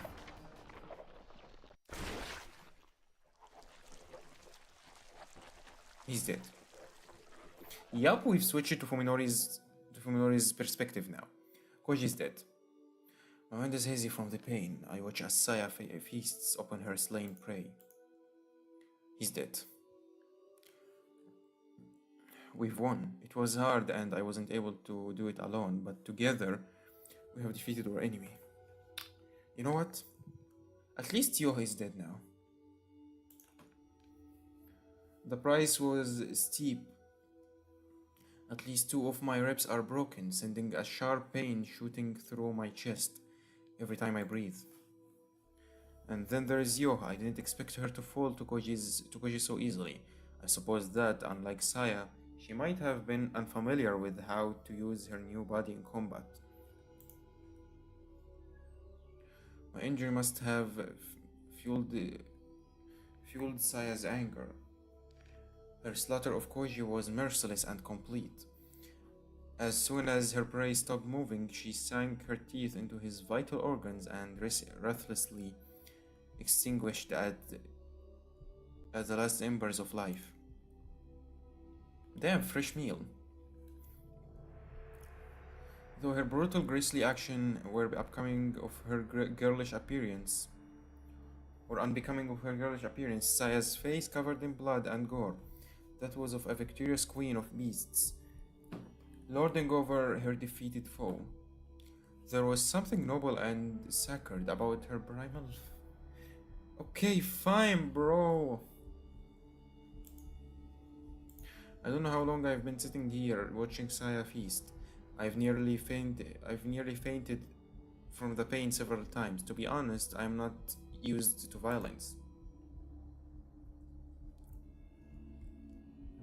The wounds I suffered in the car accident were worse, of course, but these broken ribs are the most severe injury that's ever been deliberately inflicted upon me. You would think that Saya could show a little more concern for my condition, because she's already dead as can be, so there is no reason for her to be so greedy. I suddenly realized that Saya has stopped eating. Now she's lying on her back, rolling from side to side. Has she eaten too much? It's been several days since we've had fresh unfrozen meat, so I understand where her enthusiasm is coming from, but still, I'm wounded here. She could give me a hand. Something is wrong. Because I'm preoccupied with my own selfish wants, I'm slow to realize that something is wrong. She's poisoned? Saya isn't resting. She's trembling in agony. What? Did Koji poison himself? Wait a minute. The food the doctor gave to Koji before he leaves was poisoned. So Koji's body will be poisoned itself, so when Saya eats from it, she's gonna die. If that's what happens, that's gonna be cruel, but a 5 heads move. My blood goes cold, and the pain of my broken rib is suddenly forgotten. Saya! I jump up, run to her side, and cradle her fallen body in my arms. Her face is pale and drenched in sweat, and her half-closed eyelids and lips are shivering like she has a fever. What's going on? Was she wounded in the fight? Could the meat that she just ate have been poisoned somehow? I don't understand. All I know is that something terrible is happening. Saya! Saya! Oh God, I am so sad. You know, I'm happy. You deserve some sadness, you know. The only thing I can do is to call her name with all my strength. Saya slowly opens her eyes and gazes vacantly into my face. Minori, ごめん。大丈夫。大丈夫だよ。 No, please don't be Daijobu. ただちょっと痛いだけ。 What hurts? Was she poisoned?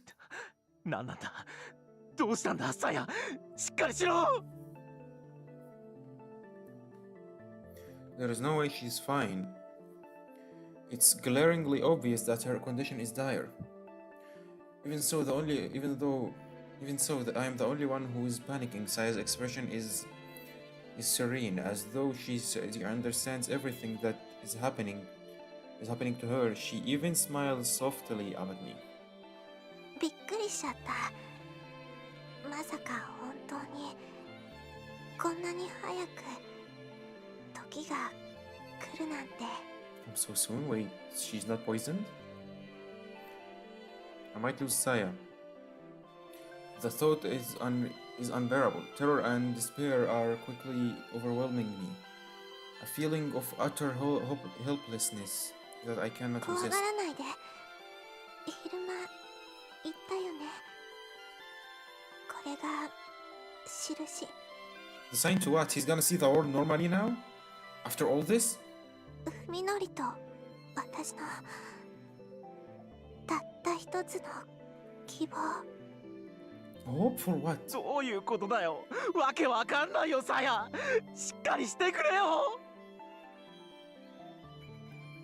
Saya answers my tearful entreaty with a smile like that of a mother comforting her child. さやはね、頑張るって決めたの。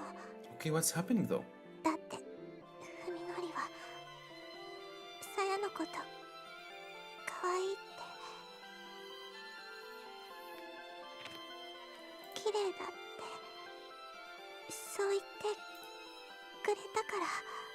やめようよ、さや。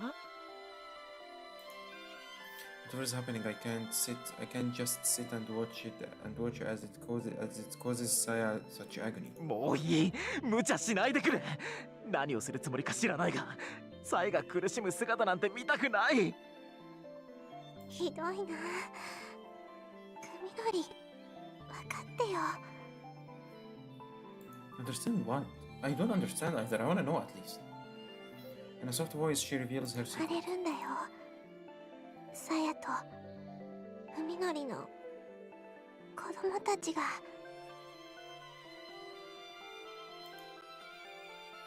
Oh, my mind goes completely blind. そんな、いつの間に。私もね、びっくり。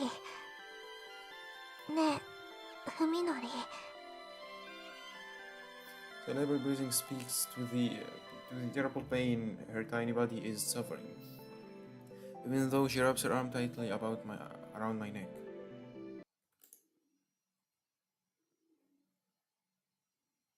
広いところ、空の下に。 I know what else can I do? If I speak, I am afraid that I will be unable to hold back my tears. I mustn't cry, not when Saya is facing her torment so bravely. Okay, he still sees the world like this. Feels like Saya is burning up in my arms, and I fear that the terrible convulsions that shoot through her at intervals will tear her frail body to pieces. Praying for her safety, I scoop Saya up and carry her swiftly out of the ruined building.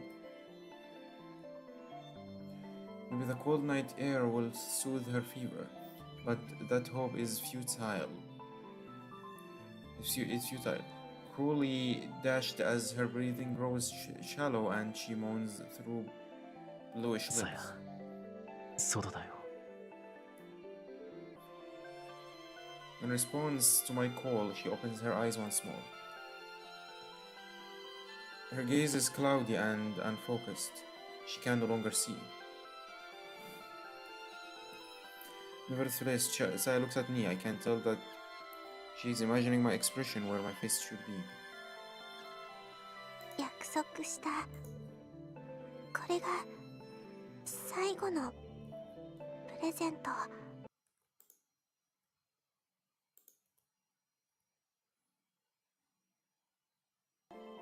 嬉しいよ。もちろん。 Until the very last moment, I can't feel safe about what's gonna show up. It takes every ounce of my willpower, but I manage to make my voice light and cheerful. In Saya's mind's eye, I know that I am smiling. She won't have to see my face streaked with tears. みのり、私を愛してくれたあなたに。 I'm really trying to make this sad because I don't feel any sadness. I feel anger. You know what? I feel happiness. この星を We're getting rid of them. あげます。 Unless it got worse. Kids, huh? We're gonna have more Sayas now. Saya's whisper is weak and pained, but there is ecstasy in her voice, ecstasy and joy. Her back suddenly shifts and bulges out. この世界はきっと綺麗な場所になるから、さやと文則のためだけの世界に。 Wow, it's a thumbnail! And then Saya blooms. How else can I describe it? Flower petals, long and wide, spread from her back, like the wings of a newly formed butterfly. I've completely forgot that this thing was. She always had wings on the thumbnail. さよなら。 The brilliant glow comes from the countless tiny scales that cover each petal like particles of light. なのか。 As a goodbye, I ask her, careful to keep the sorrow of my う voice. ん、違う。 The sorrow out of my voice. これは始まり。 The beginning to what? Hell? End of the world? Saya's pain must already have left her. Her expression is infinitely peaceful and 私 content. と文則の世界の This is not gonna end well. 始まり。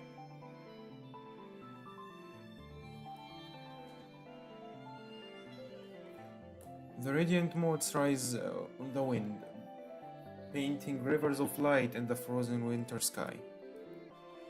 It is beautiful, overwhelmingly, painfully beautiful.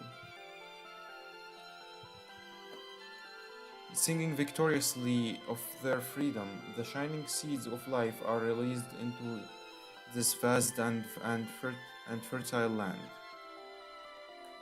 Their song here heralds the coming of the new world and the destruction of the old. This is not gonna end well. It is a boundless healing. It is an eternal blessing. We shall fill the world with our こ joy. れからはずっと一緒だね。 Bursting Saya's pitifully shrunken body, I gaze into the shining sky and let my tears flow freely. Thank you. Thank you for this final gift, Saya.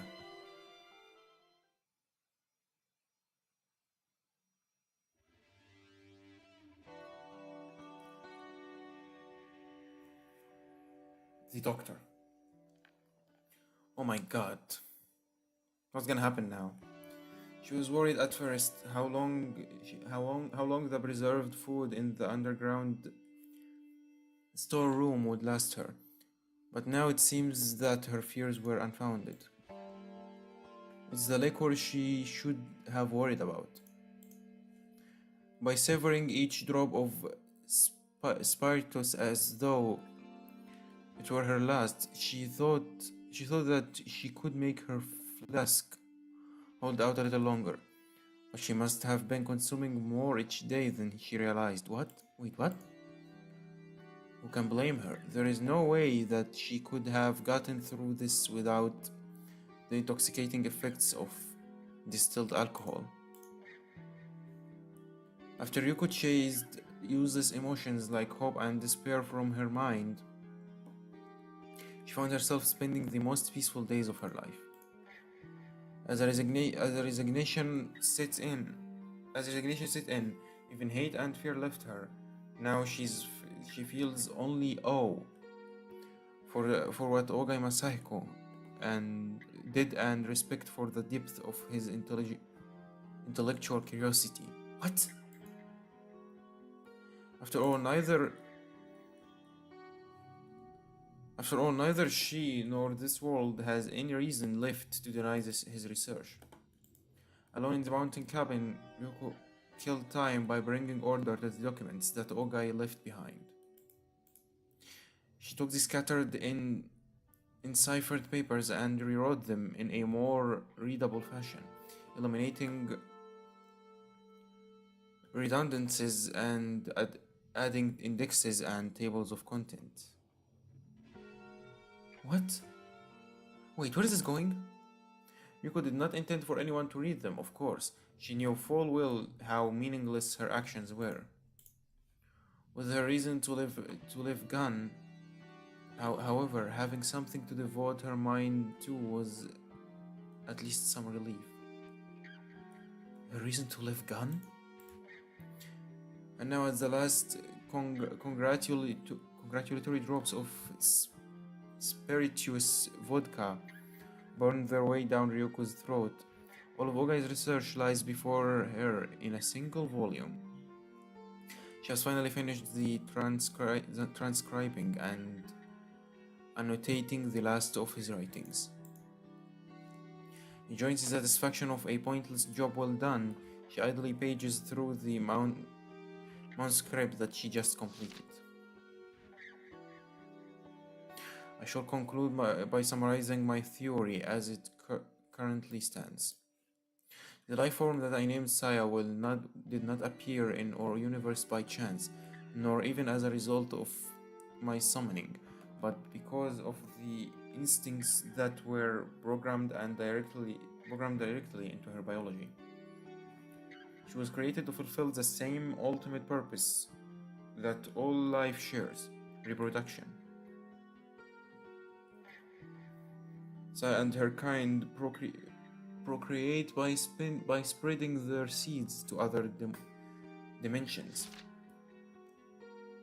What is the probability that they will discover a doorway to another world? Even if they succeeded in doing so, the chance of that world being suitable for reproduction must be even more minute. In order to make the most of that scant probability, evolution has granted them a certain advantage, none other than the astonishing ability that I have witnessed in Saya. To wit, they select the most prosperous life form that they encounter, take control of it, and in doing so gain dominance over that plant's biosphere. In other words, they hijack the entire species. They do this by analyzing their target's genome, then overwriting its genetic code to remark it in their own image. Saya's biology is more than capable of inducing such dramatic and whispered mutation. There's a significant probability that the target species will have evolved into intelligent life. This element may be necessary to gaining control of a plant's environment. What was he trying to do? Therefore, Saya and her sisters also. Her sisters. There's more? Also blunder their target's culture and psychology. Her extraordinary learning ability and intellectual curiosity are likely instinctive tools that enable her to inherit the target species' entire wealth of knowledge. In fact, it may be that Saya's kind has always had its sights set on intelligent life. Perhaps they wait patiently for some foolish extra-dimensional species to gain knowledge of their world. Oh my god, stop going! Gain knowledge of other worlds and in attempting to satisfy its curiosity, make contact with the outer universe in which they duel, rather than send Saya and her kin on their dimensional journeys with only luck and their own strength to depend on. Would not waiting for such content greatly increase in the chance of finding a world worthy of conquest? Just as I, having acquired the silver key, fancied myself an explorer of the unknown. How many intelligent life forms on their worlds have thoughtlessly congratulated themselves for discovering Saya's sisters? Taken by the sudden urge to go outside for a change, Ryuko gathers up the manuscript and heads to her car, which is parked in the front yard. She has completed her self-imposed final duty. There is no longer any reason for her to remain uphold in the mountain cabin. She drives a little further up the mountain to an open place that offers a scenic view of the land below. In the early days of the change, Ryuko often came to this spot to watch hopelessly over the mutating city.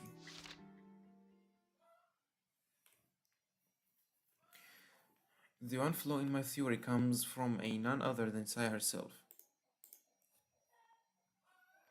After using me to learn everything she could about humanity, Saya should finally have been prepared to begin the last stage of her invasion. However, she never carried out her missions. Why? I hypothesized that Saya was an irregular among her kind. It says that the human race's intelligence has allowed us to conquer our natural instincts. Perhaps in absorbing the human physique, Saya accidentally inherited the disease that infects our entire species. What is human love, really? What behavior could be more of a hindrance to the efficient propagation of species? I'm reminded of how, at the end of her studies, Sai consumed vast quantities of romantic culture from all over the world. She tried to understand romance as an intellectual part of the human reproductive process. As a result, she might have unwittingly neutered herself, her own unprepared reproductive abilities. After all, she had not known love. Ah, so sad. She had come to this world to rule it in our place, and had studied humanity to fulfill that purpose, but ultimately she could not share love with a human. Without love's blessing, if Saya was unable to find the passion to fill the world with her kind, this world was her kind. And learning all that there was to know about humanity, she herself became hopelessly human. Weary of loneliness, I kinda like this music. Weary of loneliness, she despaired of the world. How pure her maiden's soul must have been. Oh, that's a copyrighted music. If this hypothesis is correct, then it means that I have failed as her teacher. I cannot help but feel ashamed for having spoiled such an extraordinary organism. Saya. Next to Oga Masahiko, Ryuko now knows more about the entity than anyone else. No, when the young man named Sakisaka Fuminori is added to the running, perhaps she only comes in third. In the end, she never encountered the creature face to face. She would like to have met it once, though. If Ogai's analysis of Saya's psychology is correct, then it must have been Sakisaka who restored her desire to conquer the world. Perhaps as Sakisaka's chief physician, Ryuko played some role in bringing that lonely young man and Saya together. In which case, she should at least have had the right to attend their wedding to end all weddings. Wait, Ryuko knew it's done already, it's too late. She might even have charged them with a matchmaker's fee.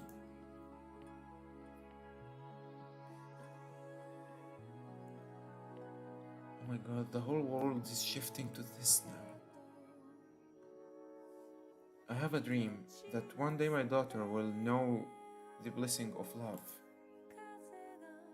I pray that there will come a day when her heart burns with the flames of passion, and her world becomes bright and joyous once more. When that day comes, Saya, your terrible, irresistible purpose will surely consume us. That your progeny may flourish. The whole world will know your love and be reborn. Ah, what wonders the future holds. I deeply regret that I must end my life before I can see that day come. But the footsteps of those who would destroy my dream grows closer by the hour. If I seal my lips in death, then their grasping hands will not reach you. Please forgive me, my daughter, for leaving you alone in this barren world. Within the knowledge of that you now possess, I know that you will find your own path. The radiance of our hard-won soul shall light the road ahead. Have no fear, have no doubt. March onward until you reach your answer at last. And I, Saya, will dream forever of the world that you will create. Perhaps it is the isolated environment of the mountain air. Maybe she is just more resistant to the change. Whatever the case, Ryoko has not yet become as inhuman as the creatures wriggling through the city below. She does not know exactly how many people on this planet could still be called human, but she's one of what must be only handful of survivors who are left to watch over the end of mankind. Of course, it's only a matter of time before she changes too. It has been 3 days since she chopped off her right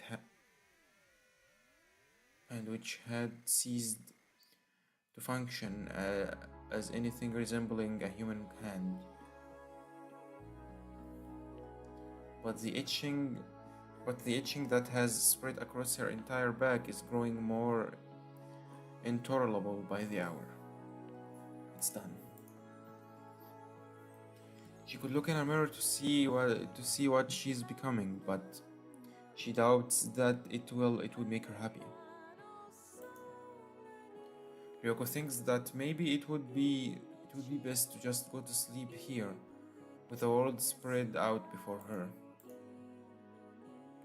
If she awakens, perhaps she will be ready to descend the mountain and join the city's revelries.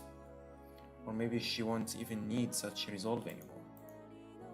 Whatever the case, Ryoko thinks dreamily as she licks the very last drop of her flask. Even after stopping being human, I hope I will still enjoy the taste of booze. I hate endings. I hate this game. They somehow made the pictured the end of the world as a happy, bright ending.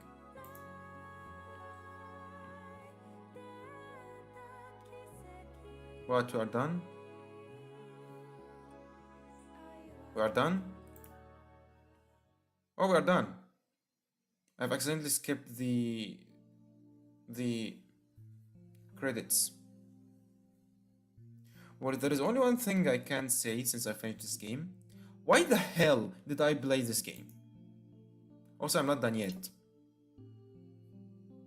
Rate 4. I'm not done yet. There is other option, but I believe it's shorter. From 1 to 10, we are gonna finish this part, and then I'm gonna say everything I wanna say. But yeah, for now, I believe this is a shorter ending. I mean, the previous ending seems like the true ending, unfortunately. Look outside. Fear and Hunger. Yeah, I should go back to Fear and Hunger, I believe, to get these endings. But yeah, what if he called Ryoko instead?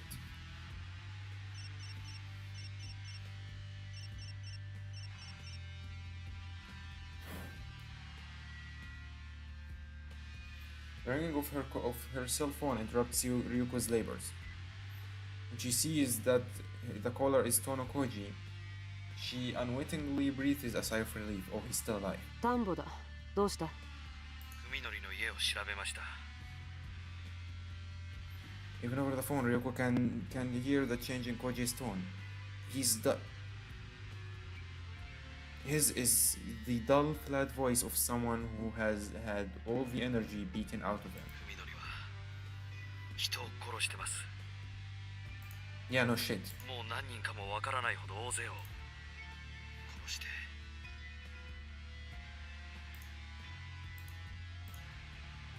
His first steps into Ryoko's world have already brought him face to face with something particularly gruesome.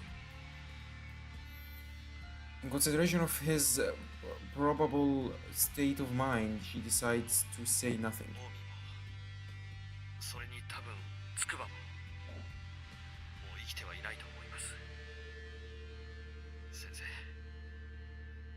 俺が間違ってました。 君は生きているうちにこの電話をかけてきたんだから、まだ致命的な間違いを犯したわけじゃない。True. Ryoko says praising Koji in her own way, whether he is comforted or not is up to him. ともかく、もう今度こそ間違うな。私が戻るまで動くんじゃない。Please don't. 君が相手にしているやつは一筋縄じゃいかない相手だ。 With her understanding of Sai deepening by the hour, Ryoko was able to make this declaration with new confidence. 海のりはもう俺が生きてることを知ってます。誰に助けられたかまでは教えてませんが、ともかく奴は警戒してるはずです。 Yeah, because you are a freaking stupid idiot. そうか。 Koji's actions were rash, but there is no point regretting them now. The more proactive approach would be to use pressure that he's placed on Fuminori. Ryoko's involvement is still a secret. That makes her a wild card depending on how she plays it. This advantage could be decisive. Okay, I'm gonna trust you, Ryoko. Please, don't screw it. I'm gonna trust that you are not such an idiot like the others. 先生の方は何か手がかりはつかめましたか？まだ十分な量とは言えない。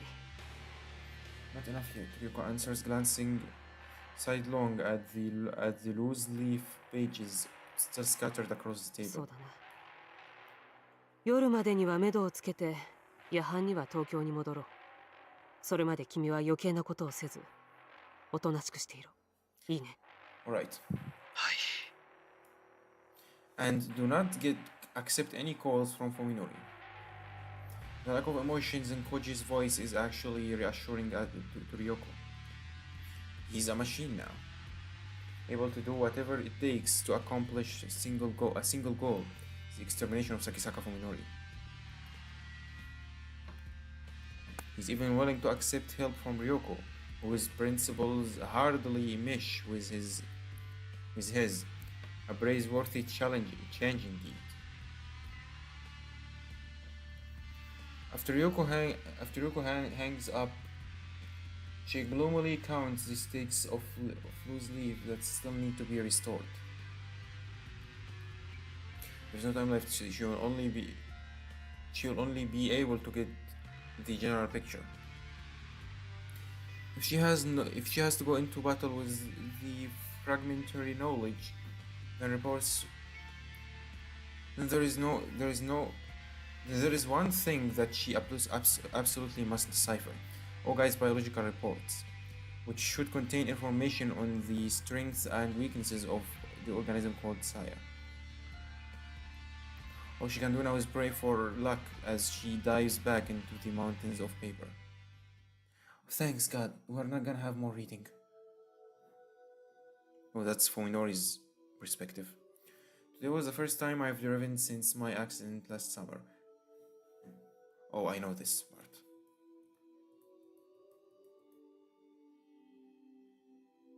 Oh wait, there is skip, right?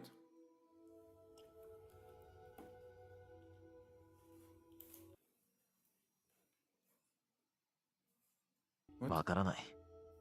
いずれ奴の方から電話があるだろう。そしたらここに誘い出して仕留める。Okay, perfect. It skipped everything that we've read before until this part. This part is new. Okay, we don't know anything about Koji yet. Koji will come. I know that he won't leave us alone. We just keep running now that we've started, but I want to eliminate Koji as soon as possible. Therefore, when he contacts me, I intend to meet with him, unless it's an obvious trap. せっかく人間一人分の肉が仕入れられるのに、ここだと腐らせちゃうね。冷蔵庫ないし。We've seen this part too.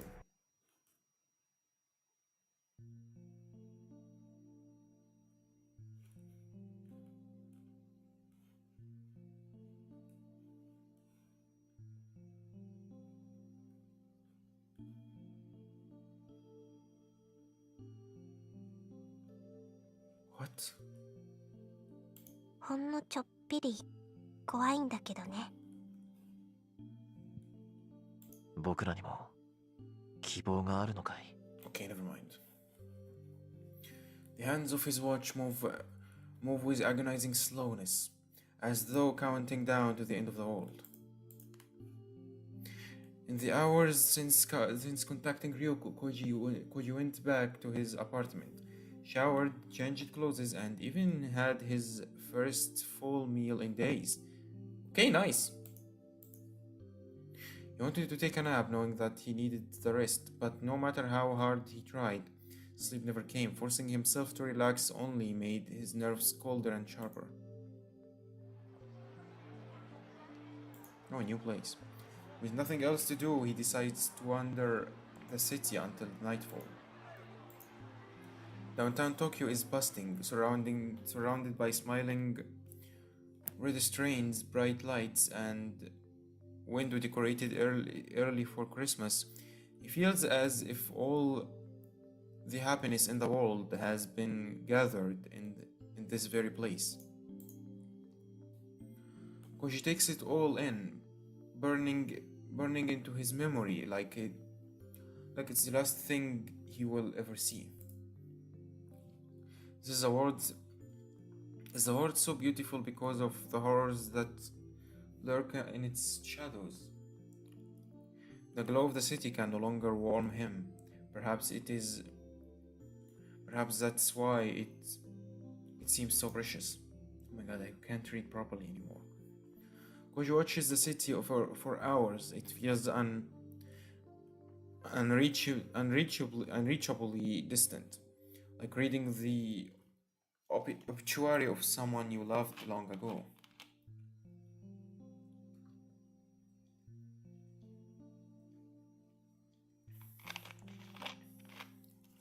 Yeah, I didn't drink water in a while. His phone rings at 8 p.m. It's Ryoko. The conversation is short. She hangs up as soon as they decide where to meet. And so ends Tono Koji's final night of peace. That's sad to hear. Family restaurant. I'm gonna go to the bathroom really quick. Be right back. I don't think we have this much left. We're finishing the whole game today.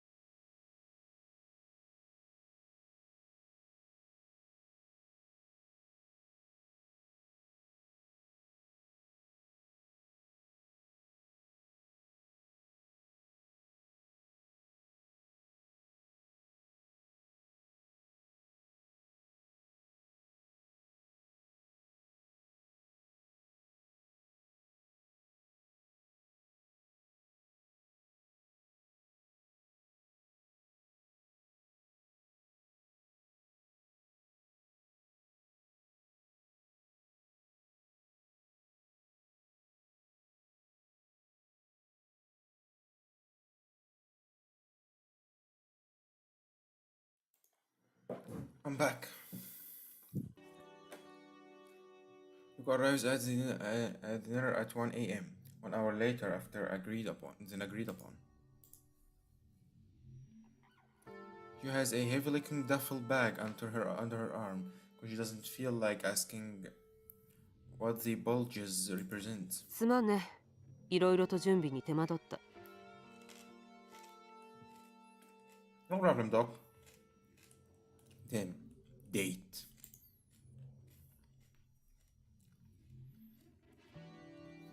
Ryoko doesn't sound at all apologetic, but Koji decides to just nod expressionlessly.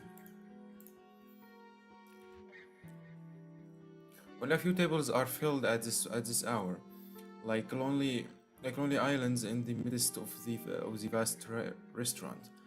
After sending a bleary-eyed waitress away with an order of 2 coffees, Koji and Ryuko are left all alone in the corner of the dining area. で、調べ物は終わりましたか？ Oh, he's smoking. Wait, did he use smoke? I didn't realize, I think. Koji asks bluntly while sipping dutifully from his 3rd cup of watery, tasteless coffee. 待たせただけの会話あ Watery る tasteless と coffee. 思いたいね。何分確証を得るまでには至ってないんだが。文則も相当じれてると思います。こちらから連絡すると言ったきり、丸1日放置してますからね。そんなにも彼は君との接触を意識してるのか？ Maybe. サヤっていう名前には露骨なほど反応してました。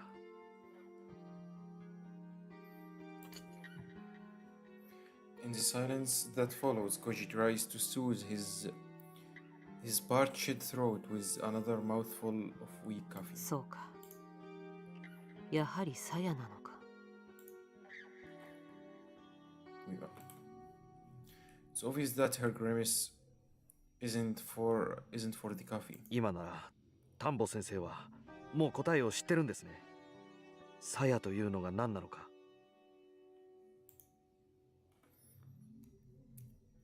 Ryuko tries to ignore Koji's question by nursing her coffee, but that only works until the cup is empty. Staring at the brown stain at the bottom of her cup, Ryuko says, her voice hard and flat. 君は私の忠告を無視した愚か者なわけだが、もう一度だけ証拠りもなく言わせてほしい。殿君、君は手を引いて全てを忘れるべきだ。Come on, this is your second chance, come on. 証拠りもないですね。Koji replies, smiling pitifully instead of glaring at her like he did before. Come on now, Koji, come on. 俺がまだ先生や文則とは境界線を挟んだ反対側にいるとでも？君はまだ一番致命的なものまでは見ていない。Here we go, the daily routine. That was the most damning part of all this. 君にとってこの事件は無二の親友がいきなり正気を失ってに目覚めたっていうただそれだけの内容なんだろ？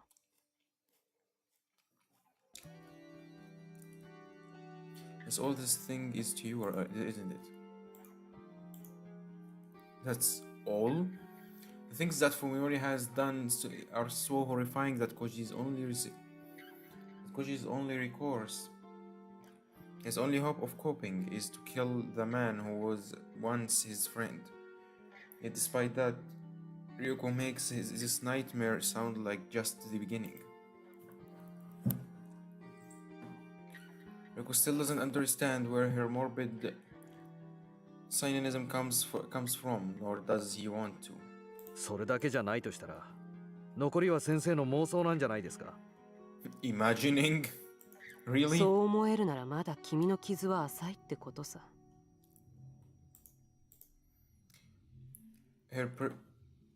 Her brusque tone says that she doesn't care whether or not Koji is satisfied with her explanation. 今ならまだ時間が君の傷を癒してくれるだろう。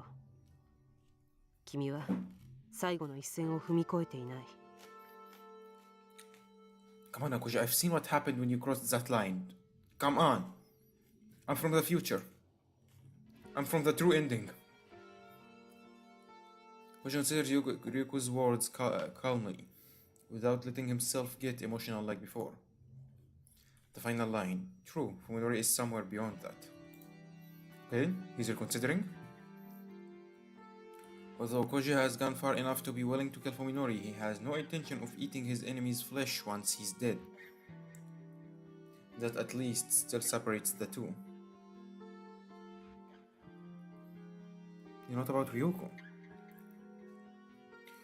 Who has treated Koji like an ignorant fool ever since she saved him from the well. How close is she to Fuminori? 先生の傷は俺よりも深いと。Yes, because she encountered the Ogai herself. In response to Koji's biting question, Ryuko's mocking smile turns inward. この銃はね、実家の父のものなんだ。Your father's? Oh my god, it's so deep that it's from her father. It's inherited, that's how deep it is. Ryuko pats one of her duffel bag's bulges. こいつがロッカーから消えたせいで、父は責任を問われて地元の猟友会から除名させられた。申し訳ないと思ってるよ。私は両親にとっては自慢の娘なんだ。それが金庫の銃を盗み出すなんて想像もしてないだろう。When did you steal it? そうするだけの必要が先生にはあったと。いいや、全然。What? Her quick denial isn't what Koji was expecting. その頃にはもう鴎外のことは一見落着していた。少なくとも私はそう思っていた。奴は姿を消したきり、もう二度と私の前には現れないだろうと安心してた。You've seen worse. この銃で何かを撃とうとか殺そうとか、そういう必要があったわけじゃない。Then for what? To shoot yourself? じゃあなぜ？眠れなかったんだよ。ただそれだけ。Oh my god, it was to shoot herself. Ryuko pauses, perhaps needing time to decide how to explain. それまではベッドサイドにナタを隠しておいたんだ。夜一人で部屋にいるのが耐えられなくてね。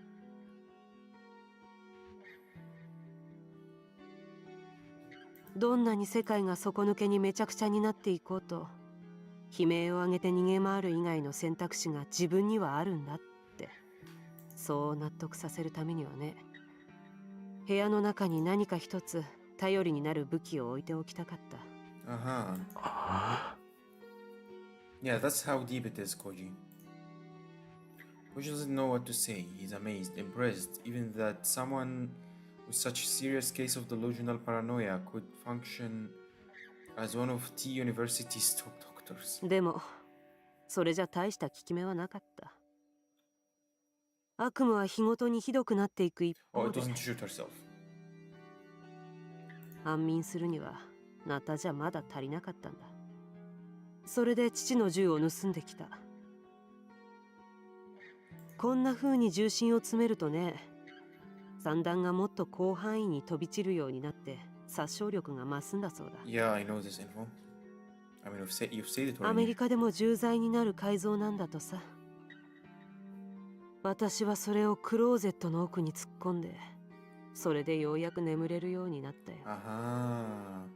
3日に一晩ぐらいはね。 One night out of 3, oh my god. Hey yo, what the hell is a smile, doctor? Damn.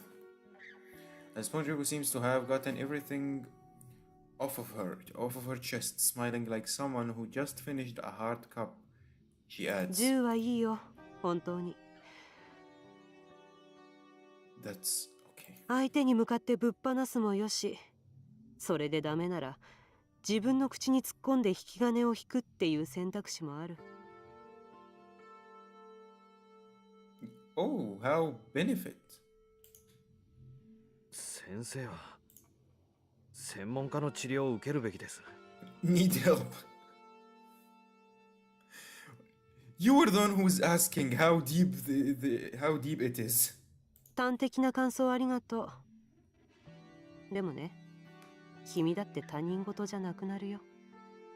これ以上先に進むんならね。Okay, is it obvious now, Koji? Can you understand it now? What are you getting yourself into? Koji is already doubtful that meeting with Ryuko was the right thing to do. The one thing that he and Ryuko have in common is an unwillingness to leave Fuminori to the proper authorities. Fuminori not only killed Koji's lover and friend, but even went as far as to defile their purposes. Koji isn't about to give him the chance to get off on an insanity plea. No matter what crimes he must commit, Koji will end Fuminori with his own two hands. If he doesn't, he knows that he will never sleep again. It helps to have a partner in crime, but only when that partner doesn't cause trouble. Yuko talks big about exposing Ogai's secrets, but she might just have a head full of delusions. If so, Koji needs to rethink this whole thing. この先すべてを先生に任せるというのなら、先生のことを信用させてください。Okay.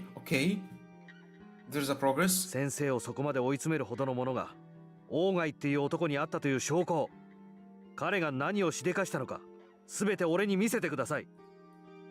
You really don't wanna know. そこまで言うかね、まったく。Ryuko smirks and shakes her head wrathfully, but puts on no further resistance. She pulls a stack of paper from her bag and hands it to Koji. The loose leaf of sheets are bound with 一行 string. 読んだら続きは次のページの同じ行だ。まあ触りだけでも読んでみるといい。As directed, Koji looks through the handwritten pages and gives up after less than 3 minutes. Bro! 怪奇 SF の走行か何かですか。罪のない悪ふざけですね。彼にはこんな子供っぽい趣味があったわけだ。I wish it was just hobbies. Koji deliberately scoffs at the document, doing everything he can to show contempt for what he just read. At the same time, he tries desperately not to remember the mountain of bones in Ogai's bathtub, and the unidentifiable smell permitting Fuminori's house. 1年前、オーガイがうちの大学に持ってきた資料も、その文章と同じぐらい突拍子もないものだった。奴は大学の機材を無断で使って、こっそり検査をしようとしたらしい。だが、ドジを踏んで露見した。そこから先はもう大騒ぎでね。What mistake? オーガイが使おうとした機材から察するに、奴はそいつを P3 レベルのバイオハザードとして取り扱うつもりだったらしい。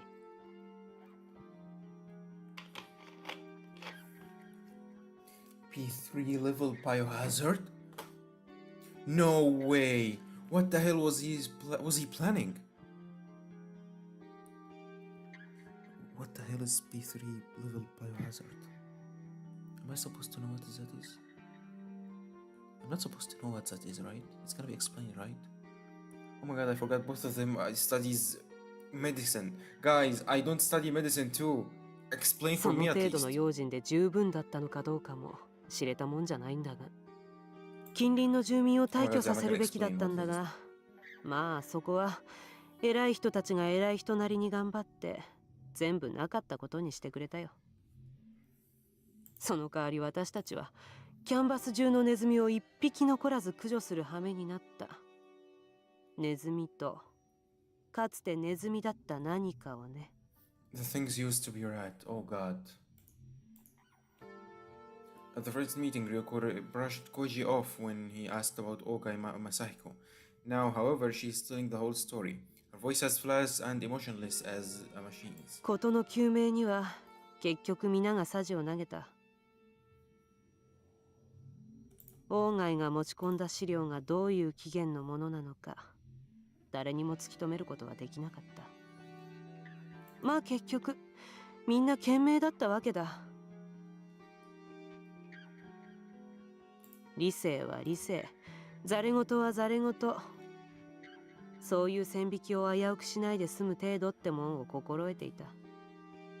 Wait. 理性は理性、ざれ言はざれ言。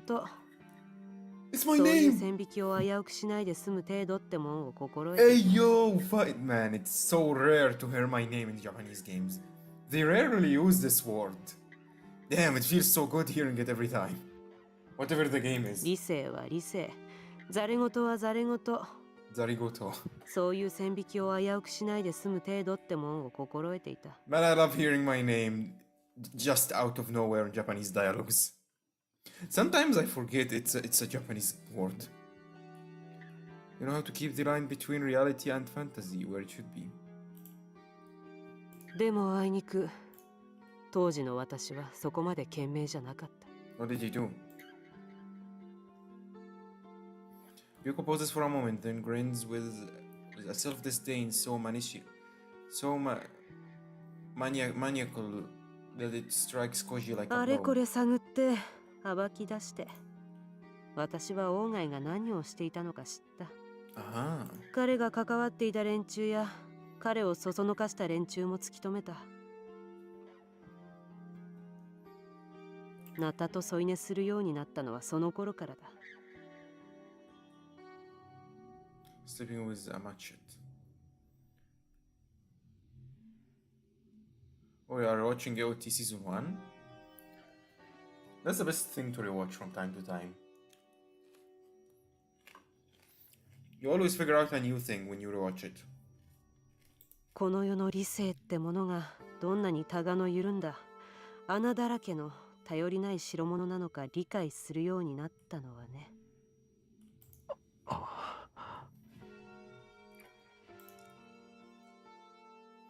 As though fleeing from the quiet insanity that he keeps glimpsing in Ryoko, Koji finds himself paging through the loose leaf in his hands. Come on, Koji, are you satisfied yet? Can you stop trying to do anything now? News channel on YouTube. I don't know what that channel is. He reads a line at random. The organism's flesh is not fibrous but reticulated, but simply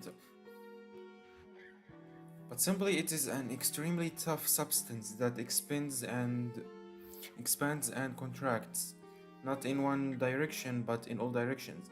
That means that slashing or piercing damage has very little effect, since the flesh can contract in any direction freely. Any wound will be sealed instantly. It's nonsense. What else can it be? If he lets himself believe it, then all the logical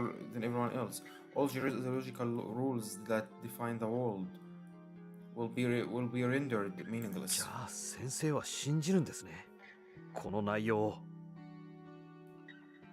I believe it. I've seen it myself. 疑う理由なんてとっくの昔に見失ったからね。 Ryoko reaches into her duffel bag again, this time removing a stainless steel thermos that looks able to hold about 500 cc's of liquid. こいつが鞘を倒す切り札だ。調達するのに手間取ったが、多分こいつは敵面に効く。 What is it? ついていけません。 Koji snaps, no longer able to disguise his frustration. 鞘が何だろうともうどうでもいいです。俺は文則を終わらせることができればそれでいい。 Bro, you freaking idiot! 任せてお Fuminori's けま with せん。 Saya! Fuminori is with Saya. そうか。 God's sake.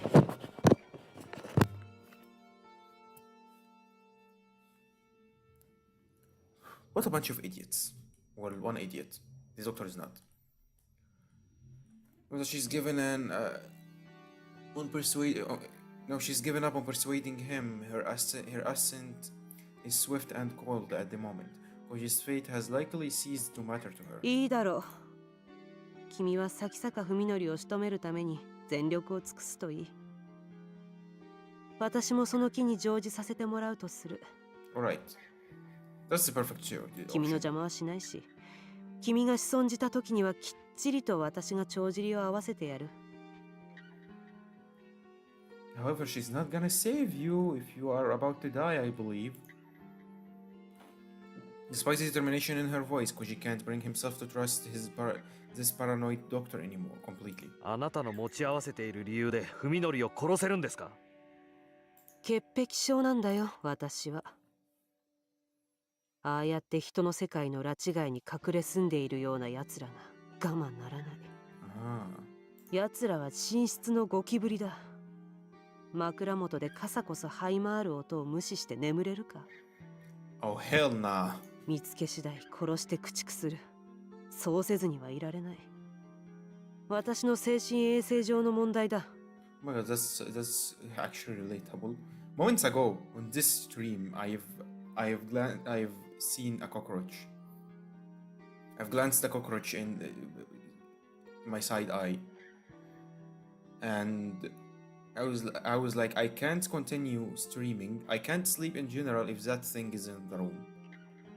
And not because I'm scared. If you let one of them leave, you have no idea how many are gonna show up. So that's why I had to go PRP and couldn't stop until I finally killed it. Alright. Her reasons are similar to Koji's own. He doesn't want to bring a murderer to justice, nor does he want to revenge for Omi and Yo. If he did, he could have left everything to the police. Oh my god, I'm smelling... Oh my god, my laptop is overheating. But I'm smelling some burning now. Well, not burning, but it's... This is dangerous. And that's why I hate summer. If he did, he could have left everything to the police. The reason he can't is that the villain is Fuminori.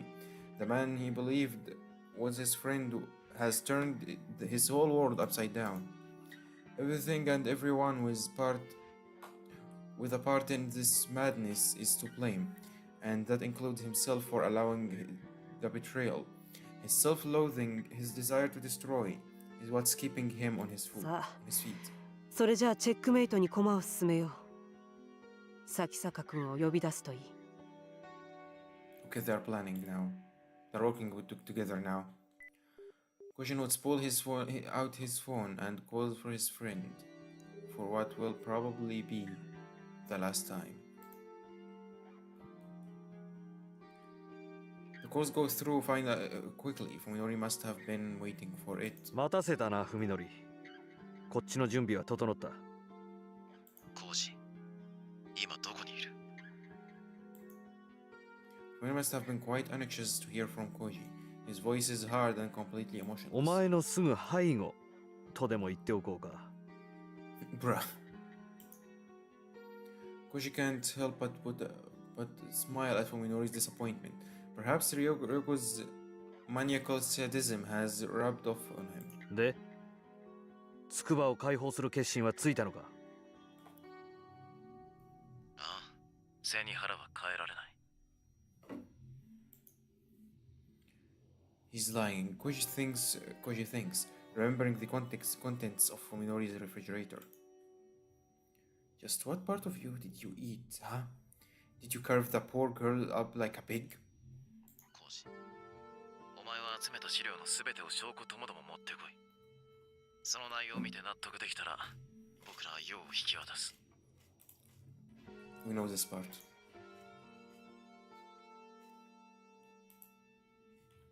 We know this. Okay, it's not working. So we don't know this いいだ part. ろう。場所は？まずは応戦の Y 駅まで来い。 Okay, that's different. そこでお前が一人なのを確認してから詳しい場所を教える。念の言った話だな。妙な細工はなしだ。45分以内に来い。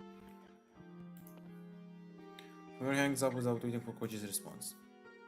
俺が単独なのを確認するまで居場所は教えないつもりみたいです。ただの偉大生にしちゃ心得てるな。感心だ。Ryoko's praise sounds serious, drawing a glare from Koji. 私の車はここに置いていこう。トノ君、君の車のトランクに人一人が入る隙間はあるかい？大丈夫ですが。正気ですか？映画の見過ぎですよ。She's gonna hide in his trunk? そんじょそこいらの映画よりは危険な冒険なんだよ、これは。With those bold words, Ryoko grabs her duffel bag and raises from her seat.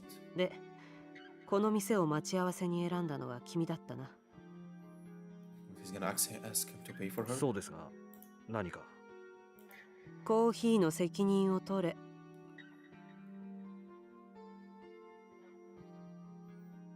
Oh my god, I actually got it right. It was an awful coffee, to be honest. As described. Watery coffee.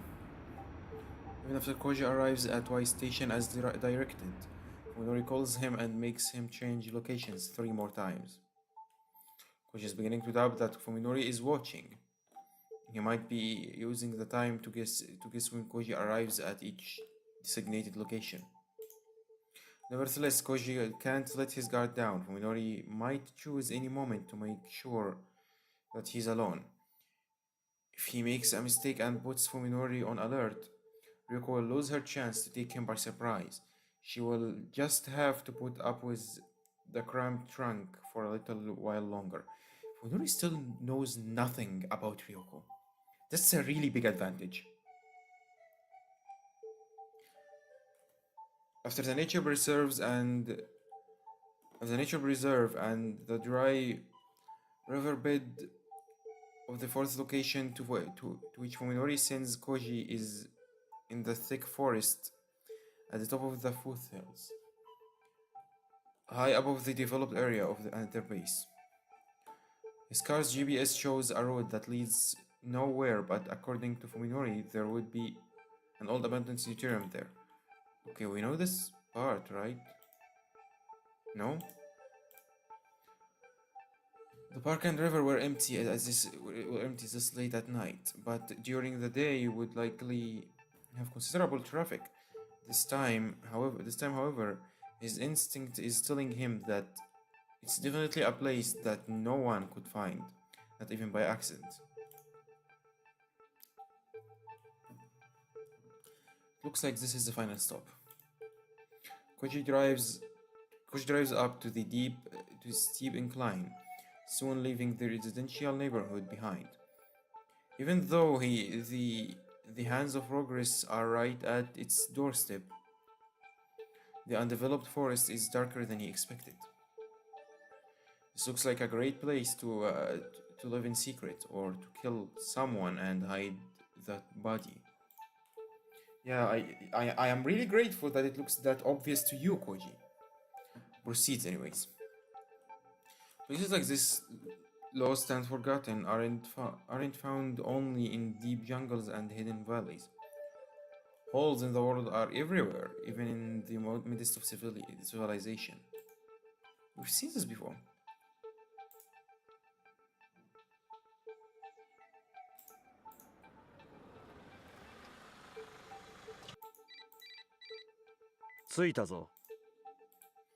Bro, we know this. Okay. After having his new flashlight, okay, we know this too. And checking on the revolver is still in his pocket, Koji opens the door, making sure to pop the trunk at exactly the same time. Koji shouldn't need any more explanation than that. Realizing that the interior roof light will stay on and broadcast that the trunk isn't closed. Koji quickly unscrews the bulb and gets out of the car and deliberately slams the driver's side door hard.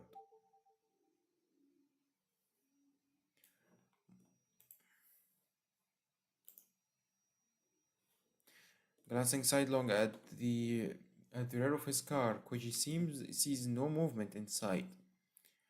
No movement inside the barely opened trunk.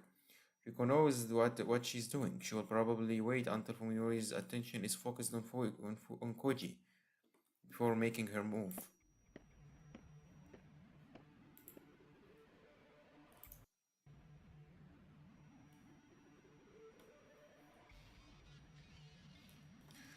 When he reaches the gaping doorless entrance at the building, Koji glances back to the way he came. His car parked and the gate is hidden behind the mountains of trash. Even if Fuminori watching from inside the Centrum, he shouldn't be able to see Ryoko crawl out of the trunk. Looks like she will get her chance to take him by surprise. Can you stop checking behind? This is really suspicious.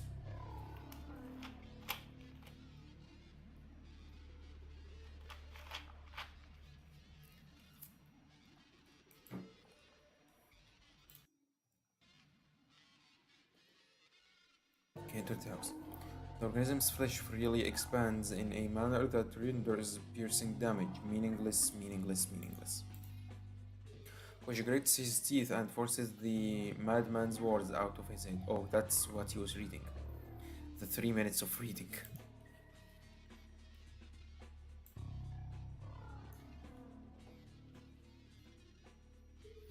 What good can come of taking them seriously? This isn't the time for such. It's useless. Huh? Oh god, that's a long skip. 君はまだ一番致命的なものまでは見ていない。 His voice plays back in his head at the time, and at last he knows how merciful her warning was. Now that his eyes are as open as hers, he is able to laugh in compliment to his own foolishness.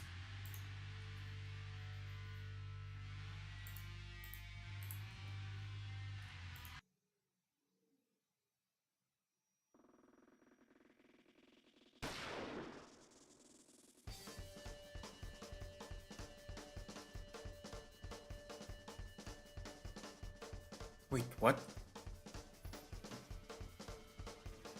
Oh yeah, that's when he found Yo.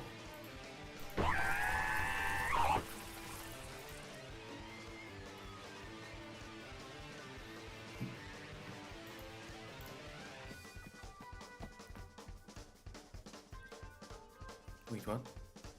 The first thing he sees after regaining his mobility is Ryoko running down the hall with a smoking shotgun in one hand and a silver tube in the other. Oh, it was Ryoko who shot at this time. That was Yo. Ryoko responds by tossing him the tube. Though still lying on the floor, he manages to stench it out of the air.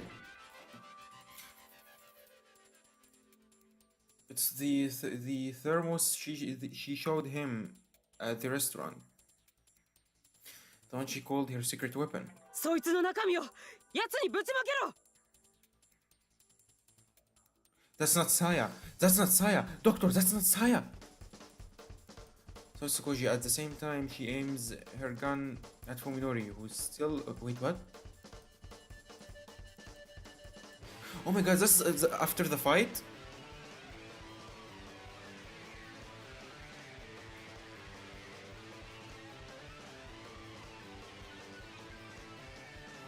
Oh, that's when Saya grabbed his leg when he was about to give Fuminori a hit. The monster that attacked Koji is writhing in agony, at least yet recovered from Ryoko's shot. It hasn't yet recovered from Ryoko's shot. But he's already seen the bullets aren't enough to kill these creatures. Now his only chance. 何を Monori growls, gritting his teeth against the pain of his broken ribs. Forcing himself to be calm, Koji stands and carefully unscrews the lid of the thermos. There is no question in his mind that something extremely potent is inside.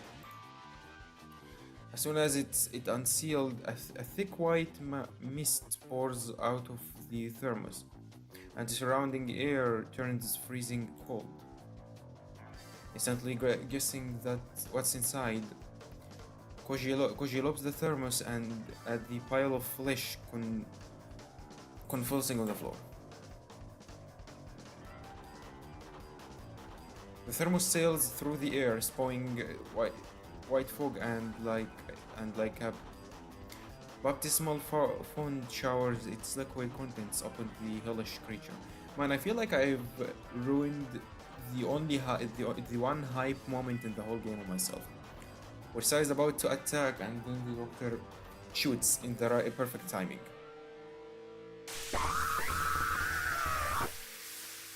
She's dying? She's dead? The screams this time is comparable to before. The monster threshes in agony, wreathed in white smoke. Its screams are joined by Ryuko's cackling. どうよマイナス197度だよねえ冷たい熱いざまあないわね Oh my god, she's really happy. Perhaps the joy of vanquishing her nightmare was worth the last remnants of her sanity. The maniac glee blazing in her eyes can belong only to a shattered mind. Fuminori is still there. Don't get your eyes out of him. No. Shoot him, now! Fuminori staggers to his feet, rolling black curses. His rage seems to have drowned out the pain of his broken bones. Ryuko was not the one to underestimate the threat posed by his axe. Her mad laughter fades away, leaving only a cold smile as she pulls the trigger. She's still there. She's not distracted. With a short burst of dark flame, Ryuko's gun sputters and dies. No! No! She was not an expert on firearms. It never occurred to her that a shotgun shells need proper storage.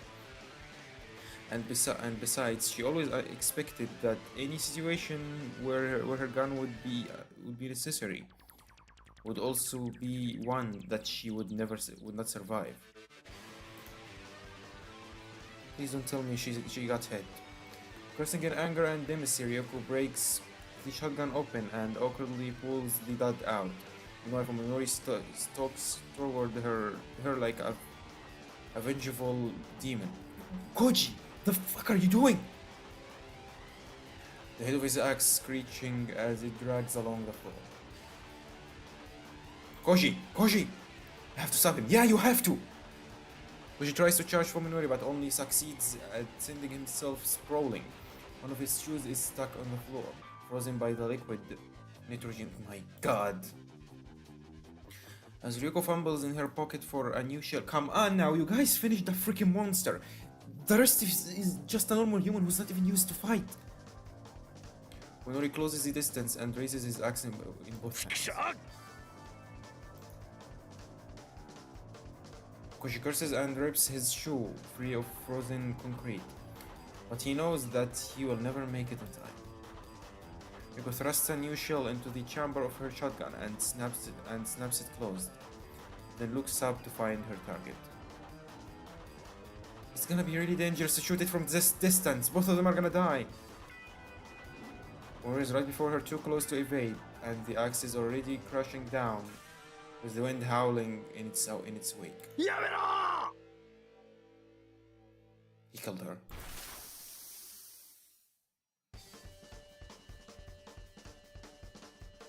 This is my first time feeling this rage. I really need to... Sounds of bones shattering, tendons snapping, and flesh tearing blend together in pure howling.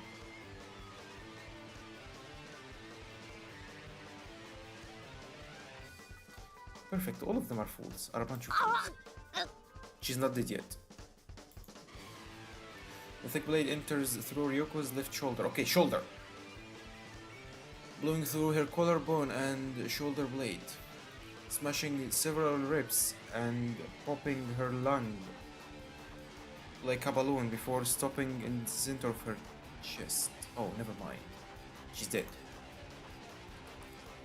Her expression is frozen in shock by the impact. She sprays a geyser of blood from her mouth. She should have died instantly, but through some unimaginable force of will, Yuko clings to her life for a few seconds more. Grinning through blood-stained lips, she raises her shotgun.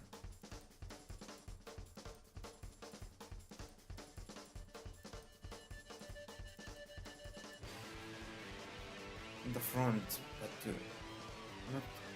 not to the front, but to the side. What? Even the barrel of her gun, wearing a 77-degree Kelvin mist, like a white cloak of death. Is the weakly wurgling of Saya.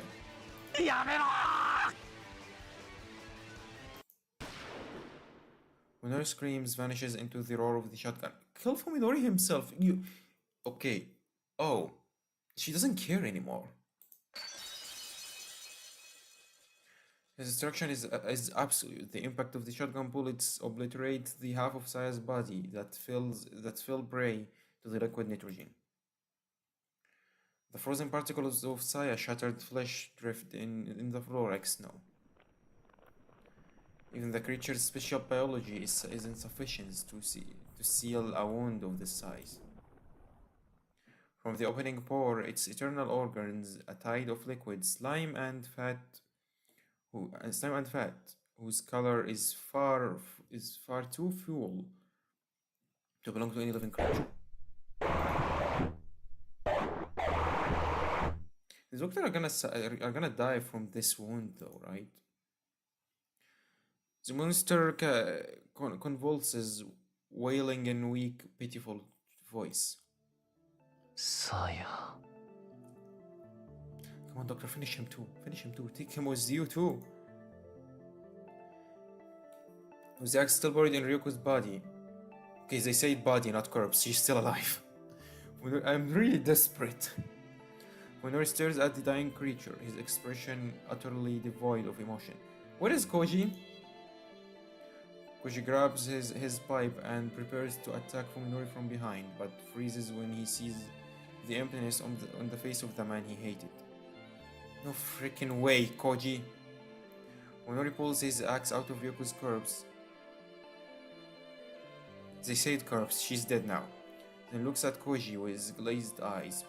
There is no recognition in them, nor hate, nor rage. When Koji meets Fuminori's blank stare, he knows. Both of them are gonna die, right? There is nothing left in him to kill. Fuminori grips the axe closer to its head and raises it high, the blade towards his face. He's gonna kill himself. Koji doesn't know whether he should interfere, but even if he wanted to, what could he say to stop Fuminori? Fuminori pulls his back slowly, then drives his face into the blade of the axe, like a spring-loaded toy. Crunch! His skull caves in with a dull, with sound, and with a spray of blood catches Koji in the face. Despite Fuminori's utter lack of hesitation, his first attempt at suicide succeeds, but only in transforming his face into a hash of crimson. Fuminori pulls his head back, and one more time, even slower than before, then, with every ounce of strength left in his body, he slams into the blood-stained axe. The sound is wetter than before. For when his body goes limp, then tumbles face first to the floor. You know, you could have got the same exact cutscene without Ryoko dying. You know what? I don't care. She died happy. She killed the thing she wanted to kill. He stares at two mangled corpses for a while. He feels completely left behind. Like he can't remember why he's standing in this place with a steel pipe in his hand. What, you are gonna hit yourself with the pipe now? To join them? So it can be the stupidest ending ever? Everyone just killed himself? Some way or another? The steel air filling the ruined building becomes clogged with the stench of blood.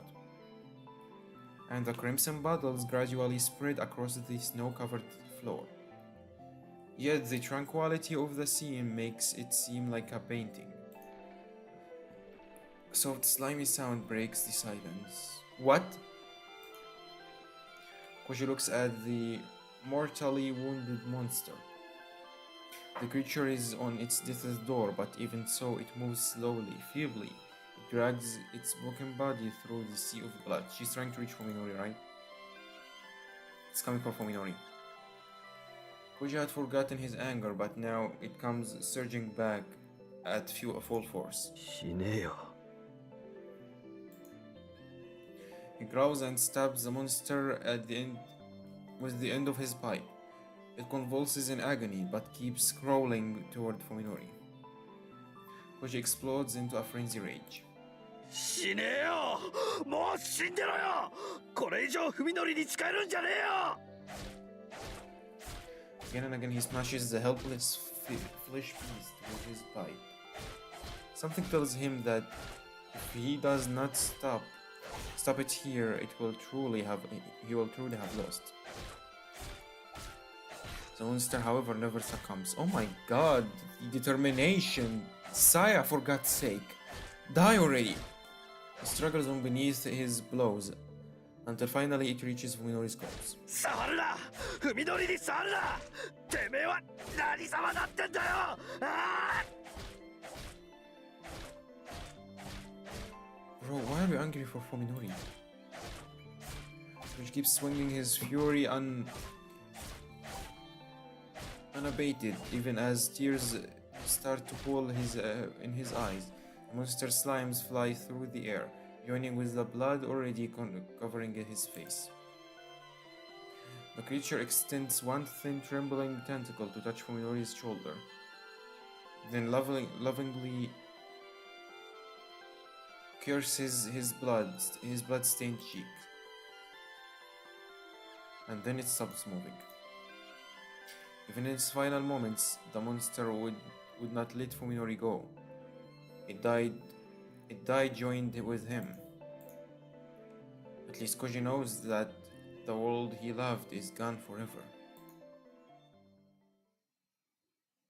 The doctor is certainly dead now, right? ねえねえ、今度のスキーだけどさ、今年はどっかスケートも遊べるところにしない？ Huh? Omi says enthusiastically, the exposed bones of her face clattering. Why don't we go somewhere? Chunks of her body are missing, as though something been nippling on her. It makes her look a lot thinner.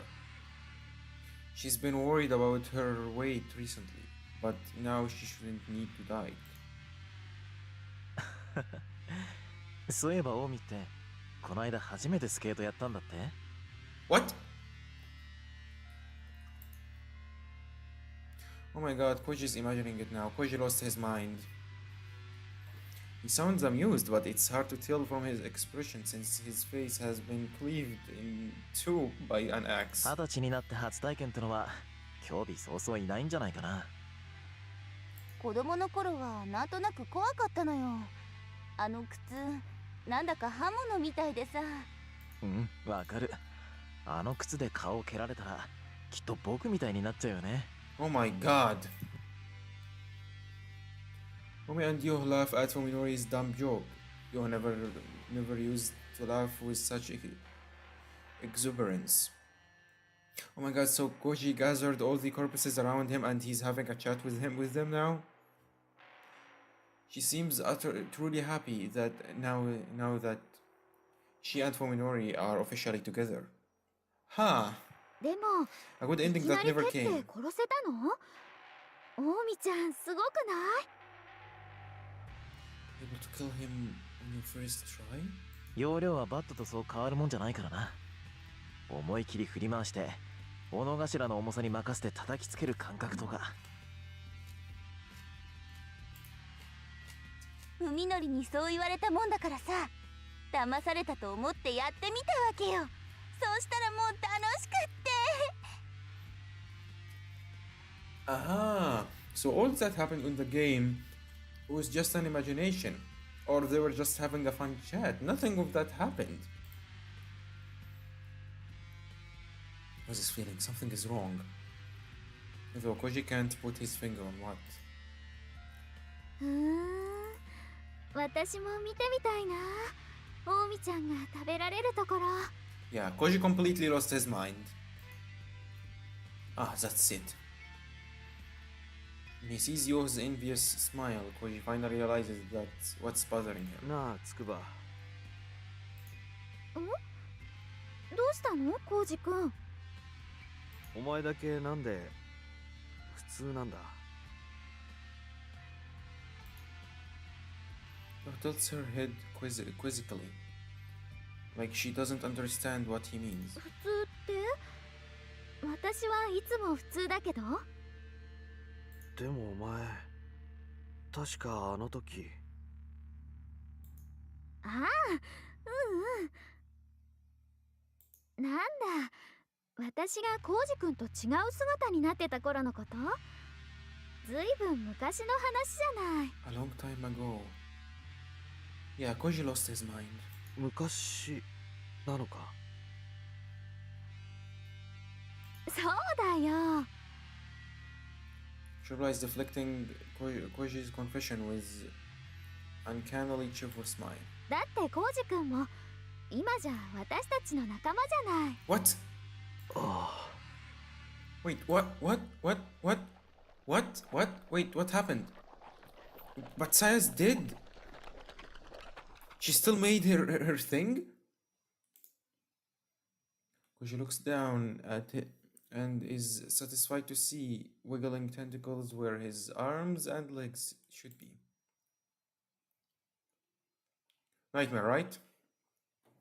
When he opens his eyes, his mattress and pillow are soaked in sweat. Yeah, nightmare. Thanks God. It's always the same nightmare. Okay, he's experiencing Ryuko's experience now. He doesn't know how many times he's had it, but at least he's not leaping out of bed screaming anymore. He sits up, clutching his throbbing head. It's 4 in the morning. He hasn't had nearly enough rest, but he probably won't be able to get back to sleep tonight. Time for a smoke. A full pack will last him until dawn.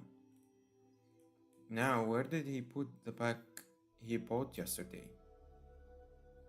Everything still looks normal. Koji wanders sleepily into the den, where yet another old friend is waiting for him. ひどいありさまだね。まったく。 Doctor? He's imagining, right? あ、先生。いたんですか。Why is she here? Yeah, he's imagining. He's hallucinating. No way she's gonna be here. Ryuko's chopped up corpse is sitting on his dining table, looking as deathly pale as ever, as she sips coffee from a mug. Yeah, he's still dreaming or hallucinating. 毎晩ずいぶんと辛そうじゃないか。ろくに眠れてないんだろ？そうでもないですよ。薬を飲めば割となんとかなります。まだ。Hallucinations like these are easier to deal with than elaborate. The elaborate nightmares like the one he just had. They should probably worry him more though. あの時私の忠告を聞き入れてれば、ここまで追い詰められることなんてなかっただろうに。 Exactly, indeed. もうやめましょうよ、それは。過ぎたことじゃないですか。Ryoko chuckles, smiling the same cruel maniac smile that she used when she was alive. Her left arm hangs from her half-severed shoulder, dangling like a forgotten wind chime. そう。結構折り合いをつけてるんだ。先生だってそうだったんでしょう。普段は優秀な脳外科医で通用してたんだから。上辺だけ取り繕うだけならそんなに難しいことじゃないからね。The corpse shrugs her intact right shoulder and grimaces in disgust as she takes another sip of her でも coffee. ね、多分この先はもっと悪くなるよ。Wow. 心の傷は時間が癒してくれるけど、君はまあ言ってみれば毒に感染したようなものだから。 She's probably right. Everyone dreams at night, no matter how dim the memories may get. The nightmares will always be there to tear into Koji with fresh fangs. The insanity that has taken root in his heart will grow eventually, consuming everything that's left inside of him. 俺の場合、先生っていう前例を見て学んでますからね。抜かりはありませんよ。へえ、そうなの。 Koji nods, smiling confidently, then stands and walks to the bathroom where he retrieves the weapon that he keeps hidden behind the mirror. What, he's gonna shoot himself now? Oh, guys, a revolver. The one souvenir that Koji brought back from the other world that night. ものすごい苦労したんですけど、結局ようやくその筋の人と渡りをつけましてね。弾も買ってあります。驚きましたよ。銃そのものより高いなんて。おやおや。 The more Koji sees Ryoko with her axe-inflicted gash reversed, she raises her mug in a toast to Koji's resourcefulness. で、何発買ったわけ？弾は。 What for? 一発だけです。 One? Oh, Russian roulette, let's go! This time it's Koji who shrugs his shoulders. He uses both, exercising his privilege as a survivor. それ以上必要になるような状況は、俺は願い下げなんで。ふん。 The corpse in the mirror nods sagely, her smile approving. ほんと、わきまえてるんだね、殿くん。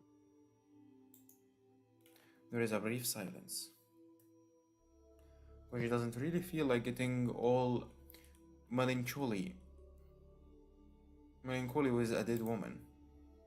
ねえ先生、いい加減ファミレスのコーヒーはやめましょうよ。なんなら新しいの入れますから。 When Koji turns around halfway through his sentence, he realizes that the room is empty, but for the silence of the night. And so Koji returns to the world of the sane. He lights his first cigarette of the night, takes a deep drag while sitting alone in his den. Puffing on his smoke, he stares at the gun in his hand. He knows just how precarious a cliff he's standing on. The final line of which Ryoko spoke is now one step behind him.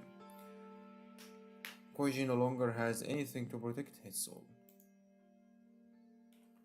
Now that Ogai Masahiko's fantasies and Tampo Ryoko's delusions have all become tangible horrors, he knows what insanity and despair truly are. Back in the real world, Sakisaka Fumidori is wanted for several gruesome murders. He's dead. It didn't take long for someone to discover the stockpiles of human meat in the empty Sakisaka and Suzumi homes. In the two refrigerators were found the remains of Suzumi Yosuke, his wife and daughter, and Taka- and Takashita and Takahita Omi. Takahata Omi. They found the clothes and other of effects of Tsukubayo, but were unable to locate any trace of her among various body parts. A fact that made Koji's nightmare all the more vivid. Dr. Tamporyoko of the University Hospital vanished mysteriously around the same time. Because she was Fuminori's chief physician, the police have been investigating her connection to his crimes. She's dead, she's not connected. As for the two corpses secretly buried in the backyard of a certain ruin, well, they will probably never be found, and this incident will become just another cold case. Koji alone knows what really happened, and he has no intention of revealing it, not now and not ever. Ogai's writings were not nonsense, which means that everything else was. What fool was it who said that men are lords of creation? Those who can believe in paltry things like human wisdom and valor are those lucky innocents who have not looked into the abyss.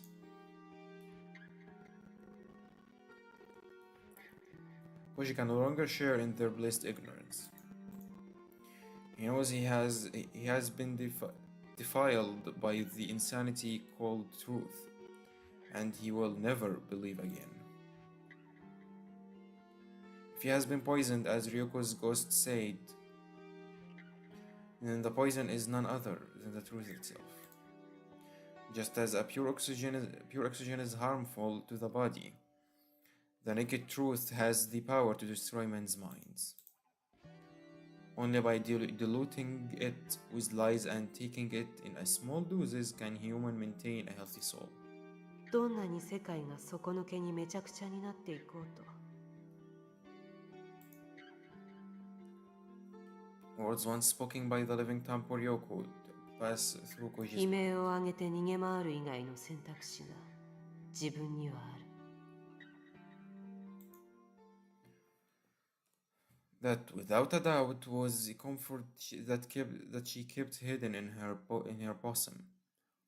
The only thing that allowed her to face her dreams each night.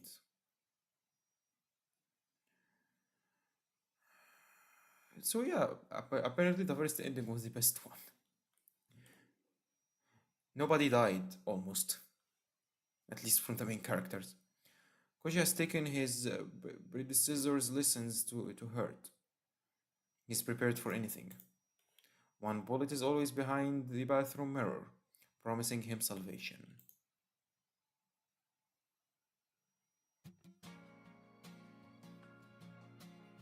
Wow. Done. Finally. So, I wanna ask a question.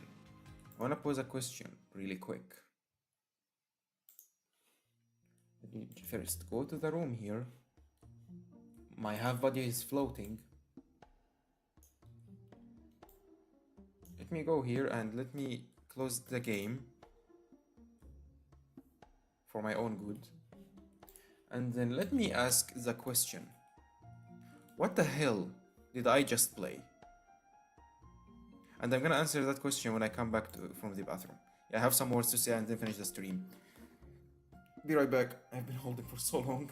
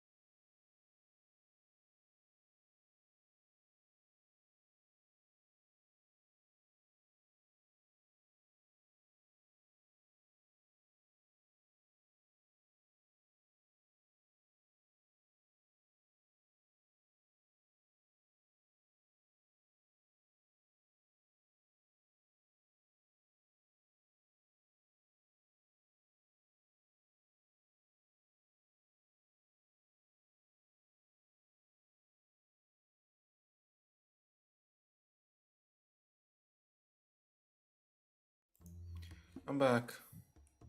Wait, where is my model? Oh, okay, here it is. Right, so as I was saying, I should have just finished the stream. I don't have this much to say. But yeah, as I was saying, what the hell did I just play? What the hell is this game? I'm gonna say I didn't like it. I mean, it made me feel things. Sadness. Awfulness. More sadness. Yeah, a lot of things. Thank you so much. That was awful. I don't even know why the hell did I decide to play this game. And as I said, I will never forgive the people who voted for me playing it and didn't even bother to show up. I have my eyes on you. And you will be publicly executed. And I will enjoy every second of it. And yeah, with that, I'm officially done with visual novels. I'm not gonna play visual novels again. At least on stream. I mean, if it was an extremely short one like the How to Date an Entity, I don't mind playing those. Like a quickie stream. Other than that, hell no. I'm not playing those games again. Maybe I'm gonna play some off stream. So some of them are interesting, but yeah, I don't have the patience. I would rather just read them in silence. Without having to read every single thing out loud. But other than that, that's gonna be it for today's stream. Thanks to everyone who watched or watched until now. A lot of cool games are coming because I finally finished with this hell of a game. But other than that, until next time. Oh yeah, thanks to everyone watching or watched until now. I hope you guys have a good rest of whatever it is for you now. And until next time, stay alive. Bye.